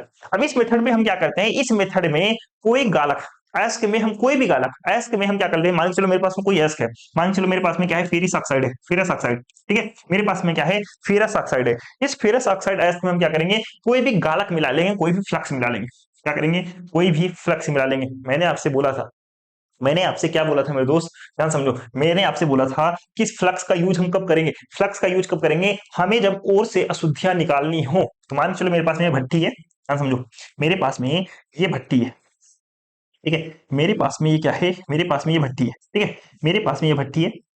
कुछ इस प्रकार से भट्टी थोड़ा सा और सही बना दो, ठीक है, थोड़ा सा और सही से बना देता हूँ, ठीक है। मेरे पास में ये मान चलो मेरे पास भट्टी है, इस भट्टी में मैंने क्या डाला, इस भट्टी में मैंने डाला ओर, क्या डाला, ओर डाला मैंने, क्या डाला इस भट्टी में, इस भट्टी में अयस्क डाल दिया। अयस्क डालने के साथ साथ ये क्या था, ओर था, ओर था। इस भट्टी में मैंने ओर डाला, इस भट्टी में मैंने इसके साथ साथ मैंने क्या डाला, कोई भी फ्लक्स डाल दिया, कोई भी क्या डाला, फ्लक्स डाल दिया। फ्लक्स मैंने बोला था, फ्लक्स क्या होता है, फ्लक्स एक ऐसा पदार्थ होता है जो कि ओर के ऊपर, जो बाहरी ओर के आउटर लेयर पे जितनी भी अशुद्धियां होती हैं, उस अशुद्धियों को दूर करने के लिए हम मिलाते हैं, इसमें फ्लक्स मिलाते हैं चार्ज के रूप में भट्टी में, ठीक है। तो अब इसमें मान के चलो मैंने कोई फ्लक्स मिलाया, फ्लक्स आपका कुछ भी हो सकता है, ठीक है। मान के चलो मैंने इसमें मिला दिया SiO2 सिलिका ऑक्साइड, क्या मिला दिया मैंने इसमें, सिलिका ऑक्साइड मैंने मिलाया। इसमें फ्लक्स के रूप में मैंने क्या मिलाया, सिलिका ऑक्साइड मिलाया। जैसे मैं इसको सिलिका ऑक्साइड इसमें मिलाऊंगा और इसे क्या करूंगा मेरे दोस्त, इसे करूंगा गर्म। चलो ये भट्टी है, अब भट्टी है तो भट्टी में आपका क्या होगा, कि जो है आपका गर्म होगा। मान के चलो यहाँ पे टेम्परेचर है, मान चलो 1000 डिग्री सेंटीग्रेड, ठीक है, 1000 डिग्री सेंटीग्रेड। फिर भी मान के चलो एग्जाम्पल के रूप में मैं यहाँ पे लिख रहा हूँ, ठीक है। मैंने इसे गर्म किया, जैसे मैं इसे गर्म करूंगा मेरे दोस्त, जैसे ही मैं इसे गर्म करूंगा, अयस्क में जितनी भी अशुद्धियां होंगी, जितनी भी अशुद्धियां होंगी वो स्लैग के रूप में बाहर आ जाएंगी। स्लैग का मतलब क्या है, स्लैग का मतलब क्या है, स्लैग का मतलब मैंने आपको बताया था धातुमल, धातुमल के रूप में बाहर हो जाएंगी। किस प्रकार से धातुमल के ऊपर बाहर आ जाएंगी, किस प्रकार से धातुमल के ऊपर बाहर आ जाएंगी, ध्यान समझो। ये इसमें होता क्या है, जो भी आपका ओर है, ओर आपका सांद्रित ओर आपका एक्सट्रैक्ट हो गया, और आपका एक्सट्रैक्ट होने का मतलब यहाँ से आपका मिल गया मेटल, ध्यान समझो। यहाँ से आपका क्या मिल गया, यहाँ से मिल रहा है आपको मेटल, ध्यान समझो, यहाँ से आपको क्या मिल रहा है, मेटल। इस मेटल के ऊपर, इस मेटल के ऊपर जो आपके ओर के जो भी आपके क्या है अशुद्धियां हैं, जो भी अशुद्धियां हैं, जब आपने इसमें फ्लक्स मिलाया तो जो अशुद्धियां हैं कुछ इस प्रकार से ऊपर तैरने लगती हैं, कुछ इस प्रकार से ऊपर जो है तैरने लगती हैं।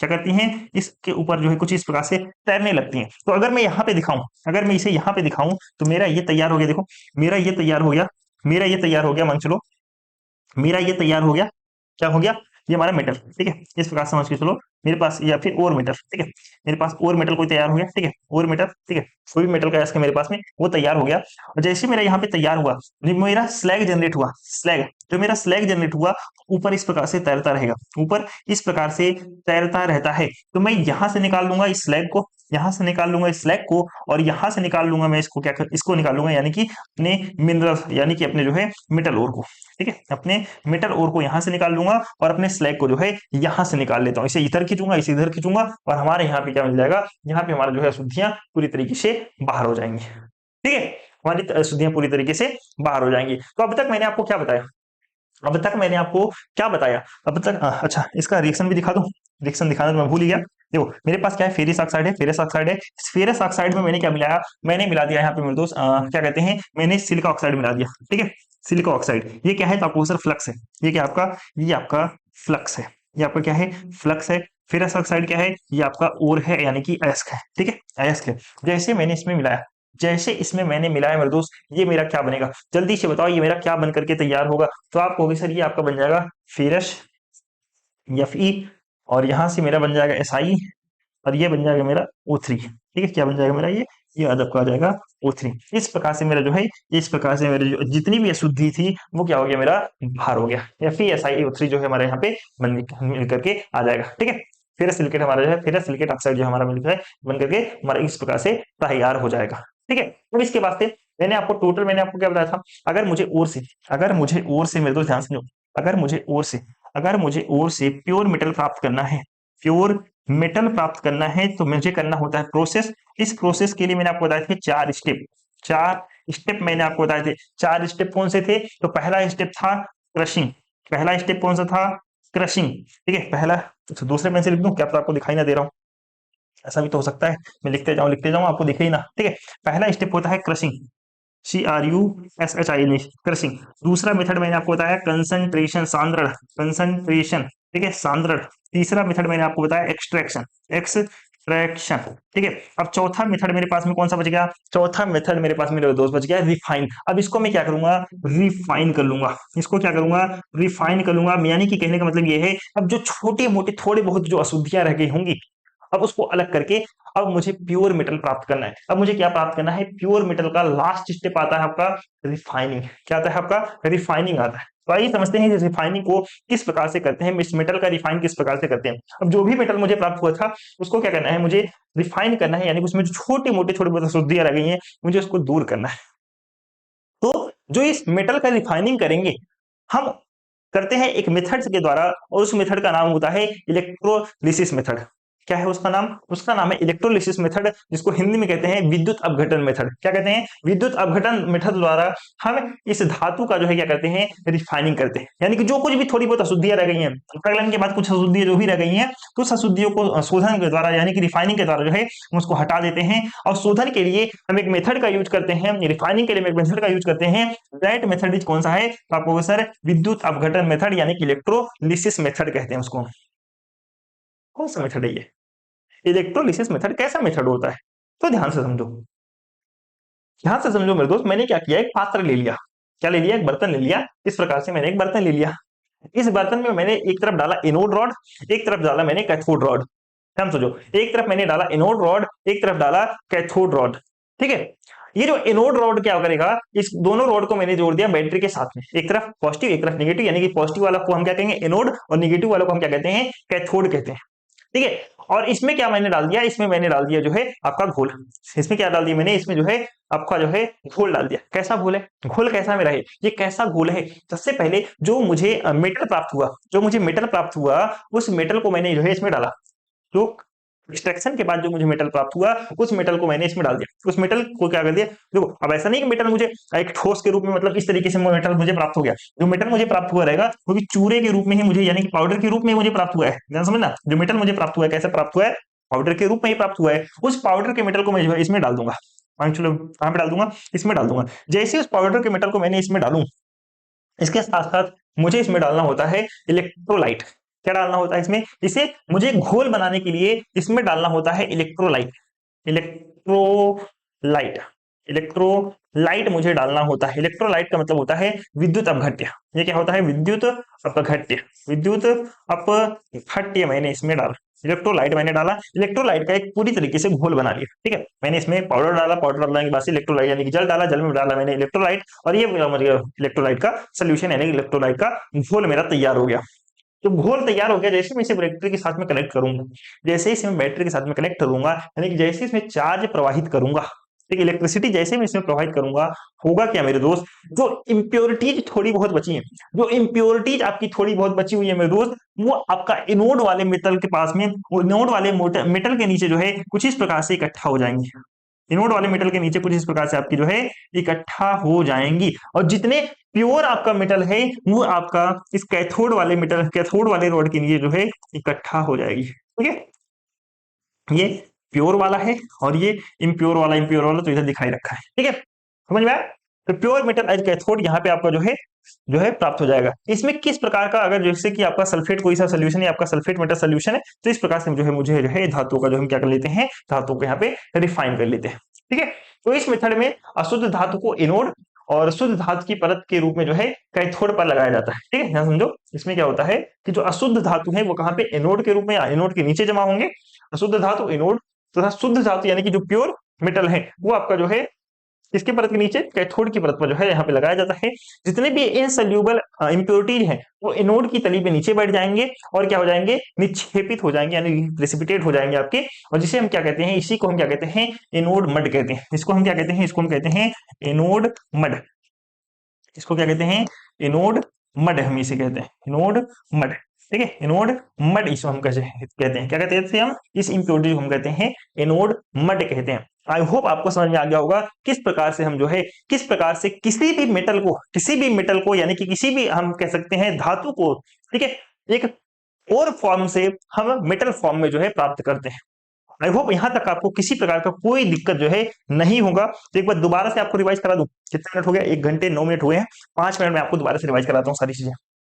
5 मिनट में ध्यान समझना, 5 मिनट में सारी चीजें आपको दोबारा से रिवाइज कराता हूँ। सबसे पहले मैंने आपको बताया मेटल क्या होते हैं, तो मैंने आपको बताया मेटल ऐसी चीज, ऐसी धातु होती है जिनमें फ्री इलेक्ट्रॉन्स पाया जाता है, या फिर सिंपल वे में आपको बताना हो, मेटल कठोर होता है, मेटल के अंदर चमक होती है, मेटल के अंदर तनन क्षमता होती है, मेटल के अंदर जो है आघात वर्धनीयता क्षमता होती है, मेटल ध्वनिक होता है, मेटल जो होता है आपका विद्युत और ऊष्मा का जो है क्या होता है, सुचालक होता है। अगर किसी भी चीज के अंदर ऐसी सारी प्रॉपर्टीज हो तो हम उसे क्या कहेंगे, मेटल कहेंगे। फॉर एग्जाम्पल जैसे सोना चांदी, ठीक है, सोना चांदी लोहा कॉपर, किस क्या है आपके मेटल कहलाते हैं। मेटल सबसे ज्यादा कहां पे पाए जाते हैं, तो आपको मेटल सबसे ज्यादा क्रस्ट पर पाए जाते हैं, भू परपटी पर पाए जाते हैं। मेटल किस अवस्था में पाए जाते हैं, तो मेटल आपके 2 अवस्था में पाए जाते हैं। First one is free state, second one is आपका जो है कंपाउंड स्टेट। फर्स्ट स्टेट में क्या होता है, फ्री स्टेट में क्या होता है, तो आपको फ्री स्टेट में लेस रिएक्टिव मेटल्स आपके पाए जाते हैं। फॉर एग्जाम्पल जैसे कि आपका सोना चांदी एल्यूमिनियम। और उसकी वहीं पे बात करें कंबाइंड स्टेट में क्या होता है, तो आपको सर कंबाइंड स्टेट में ऐसा होता है कि जिसमें मोर रिएक्टिव जो है मेटल जो है पाए जाते हैं। फॉर एग्जांपल जैसे कि आपका कॉपर हो गया, लोहा हो गया, जिंक हो गया, ठीक है, ये कैसे हैं, तो आपको सर मोर रिएक्टिव जो है मेटल होते हैं आपके। ठीक है, फिर इसके बाद से मैंने आपको कुछ टर्मिनोलॉजी बताया। टर्मिनोलॉजी कौन सा बताया, सबसे पहले मैंने आपको बताया खनिज क्या होते हैं, तो आपको सर खनिज मेटल के ऐसे यौगिक होते हैं जो पृथ्वी के अंदर जो है धूल मिट्टी रेत के रूप में जो है पाए जाते हैं, उसे खनिज कहते हैं। ये जब इस खनिज का आसानी से क्या किया जा सके, जब इस खनिज को आसानी से प्राप्त किया जा सके, किसके द्वारा, निष्कर्षण के द्वारा, तो हम इसको क्या कहते हैं, उसको ओर कहते हैं, एस्क कहते हैं। इस अयस्क के बाहरी सतह पर छोटी छोटी अशुद्धियां, धूल मिट्टी कण रेत जैसी अशुद्धियां रहती हैं। उस अशुद्धियों को हम क्या कहते हैं, हम उसी अशुद्धियों को कहते हैं गैंग कहते हैं। क्या कहते हैं, उसी अशुद्धियों को गैंग कहते हैं। और यहाँ पे और का मतलब क्या है, और आपके अनेक टाइप के होते हैं, जैसे कि जितने भी धातु के कंपाउंड, जितने भी धातुएं आपके होती हैं, उनके सबके अलग अलग और आपके होते हैं। ऐसा नहीं कि और एक ही है, और सबके अलग अलग होते हैं। जितने भी धातु हैं उन सबके अलग अलग और होते हैं। जैसे फॉर एग्जांपल मैंने आपको क्या बताया था, मैंने आपको बताया था आपका जो है एल्यूमिनियम का बॉक्साइट, आयरन का हेमेटाइट, कॉपर का कॉपर पायराइट। ठीक है, ये सारी चीजें मैंने आपको बताया था। फिर इसके बाद से मैंने आपको बताया फ्लक्स क्या होता है, गालक क्या होता है। तो मैंने आपसे बोला कि जो ओर के ऊपर कुछ आपकी जो इंप्योरिटीज होती है, उसको हटाने के लिए हम क्या करते हैं, उसको हटाने के लिए जो है हम एक पदार्थ का यूज करते हैं, दैट मटेरियल इज आपका फ्लक्स यानी कि गालक। फिर उसके बाद मैंने आपको बताया स्लेग क्या होता है। स्लेग मैंने आपको बताया कि जब गैंग और फ्लक्स आपस में मिलते हैं तो इस प्रकार का आपका मिक्सचर कंपोजिशन तैयार होता है। उसी मिक्सचर कंपोजिशन मास को, द्रव्यमान को हम क्या कहते हैं, स्लेग कहते हैं। क्या कहते हैं उसे हम स्लेग कहते हैं। फिर मेटलर्जी क्या होता है, तो मैंने आपको बताया कि एक और से प्योर मेटल प्राप्त करने की प्रोसेस को हम क्या कहते हैं, मेटलर्जी कहते हैं। अब ये जो प्रोसेस होता है डिफरेंट स्टेप्स में कंप्लीट होते हैं। 4 स्टेप्स मैंने आपको यहाँ पे बताए थे, 4 स्टेप्स मैंने आपको बताया। फर्स्ट स्टेप मैंने आपको बताया कि इसमें होता है जो भी आपके पास ओर है उसको क्रशिंग किया जाएगा, ग्राइंडिंग किया जाएगा, फिर उस अयस्क का कंसंट्रेशन किया जाएगा, सांद्रण किया जाएगा, यानी कि उसमें जितने भी इंप्योरिटीज है, धूल मिट्टी रेत के कण, उनको अलग किया जाएगा। फिर मैंने आपको बताया कि उस मेथड का, उस ओर का क्या किया जाएगा, एक्सट्रैक्शन किया जाएगा। एक्सट्रैक्शन में उसको गर्म किया जाएगा। गर्म करने के बाद सबके जितने भी अलग अलग अयस्क हैं हम क्या कर लेते हैं, उसको जो है रिफाइन करके हम एक प्रकार से मेटल्स प्राप्त कर लेते हैं। ठीक है, हम क्या प्राप्त कर लेंगे, मेटल प्राप्त करेंगे, लेंगे, लेकिन उस मेटल में भी थोड़ी थोड़ी आपकी इंप्योरिटीज प्रेजेंट रहती है। उस थोड़ी बहुत उस इंप्योरिटीज को अलग करने के लिए हम क्या करते हैं, रिफाइनिंग मेथड का यूज करते हैं। उस रिफाइनिंग मेथड में मैंने आपको बताया कि इलेक्ट्रोलिसिस मेथड का यूज करते हैं। किस मेथड का यूज करते हैं, इलेक्ट्रोलिसिस मेथड का यूज करते हैं, जिसमें हम इलेक्ट्रोलाइट का घोल तैयार करते हैं। घोल तैयार करने के बाद उसमें हम जैसे इलेक्ट्रिसिटी प्रोवाइड करते हैं तो जितने भी इंप्योरिटीज रहते हैं वो एनोड रॉड पे, एनोड रॉड के नीचे इकट्ठा का हो जाते हैं, जिसे हम कहते हैं एनोड मड। और जितने भी प्योर मेटल्स रहते हैं वो जो आपका कैथोड नोड के नीचे जो है इकट्ठा हो जाता है। तो इस प्रकार से हमें जो है एक प्योर मेटल प्राप्त हो जाता है ओर से। ओर से हमें जो है इस प्रकार से आपका प्योर मेटल आपको जो है यहाँ पे प्राप्त हो जाता है। आई होप आपको यहाँ तक की सारी इंफॉर्मेशन बिल्कुल क्रिस्टल क्लियर समझ में आ गई होंगी। ओके, तो चलिए बहुत अच्छे, आज की वीडियो में हम इतना ही रखेंगे। आई होप आपको सारी चीजें क्लियर होंगी, और अगर सारी चीजें क्लियर होंगी तो वीडियो को लाइक करें, अपने सभी फ्रेंड्स के साथ में इस वीडियो को शेयर करें। वीडियो कैसा लगा कमेंट करके आप जरूर बताएं। बाकी कोई भी डाउट हो तो आप कमेंट बॉक्स में पूछ सकते हैं। इसके अलावा यदि आप हमारे चैनल पर नए हो तो चैनल को सब्सक्राइब जरूर करें, ठीक है। सब्सक्राइब करना चैनल को बहुत ज्यादा जरूरी हो जाता है ताकि आपको नोटिफिकेशन समय समय से मिलता रहे। इसके अलावा जो भी पीडीएफ आपको चाहिए, इसका अगर आपको पीडीएफ नोट्स चाहिए तो इसके लिए आपको डाउनलोड करना होगा हमारा सेमेस्टर अड्डा एप्लीकेशन। सेमेस्टर अड्डा एप्लीकेशन डाउनलोड करने के बाद से वहां पे आपको लॉगिन रजिस्ट्रेशन करना होगा। रजिस्ट्रेशन करके लॉगिन करने के जैसे ही आप, तो वहां पे आपको जाना है फ्री कोर्सेज के अंदर। फ्री कोर्सेज के अंदर आपको जाना है। इस फ्री कोर्सेज के अंदर आपको जाने के बाद से आपको हमारा बैच जो है आपको वहां पे फ्री में आपको मिल जाएगा। उस बैच के साथ आपको पीडीएफ अटैच मिलेंगे। उस पीडीएफ को आप अब जो है एक्सपोर्ट करके आप अपने फोन में भी ले सकते हैं। ओके, उस पीडीएफ को आप एक्सपोर्ट करके फोन में भी ले सकते हैं, अपने दोस्तों के साथ शेयर भी कर सकते हैं, कोई दिक्कत नहीं, क्योंकि आपका एग्जाम आ गया पास में। ओके, तो चलिए आज की वीडियो में इतना ही रखते हैं, बाकी मिलते हैं जल्दी नेक्स्ट लेक्चर में। तब तक के लिए टाटा बाय बाय, ध्यान रखेंगे अपना।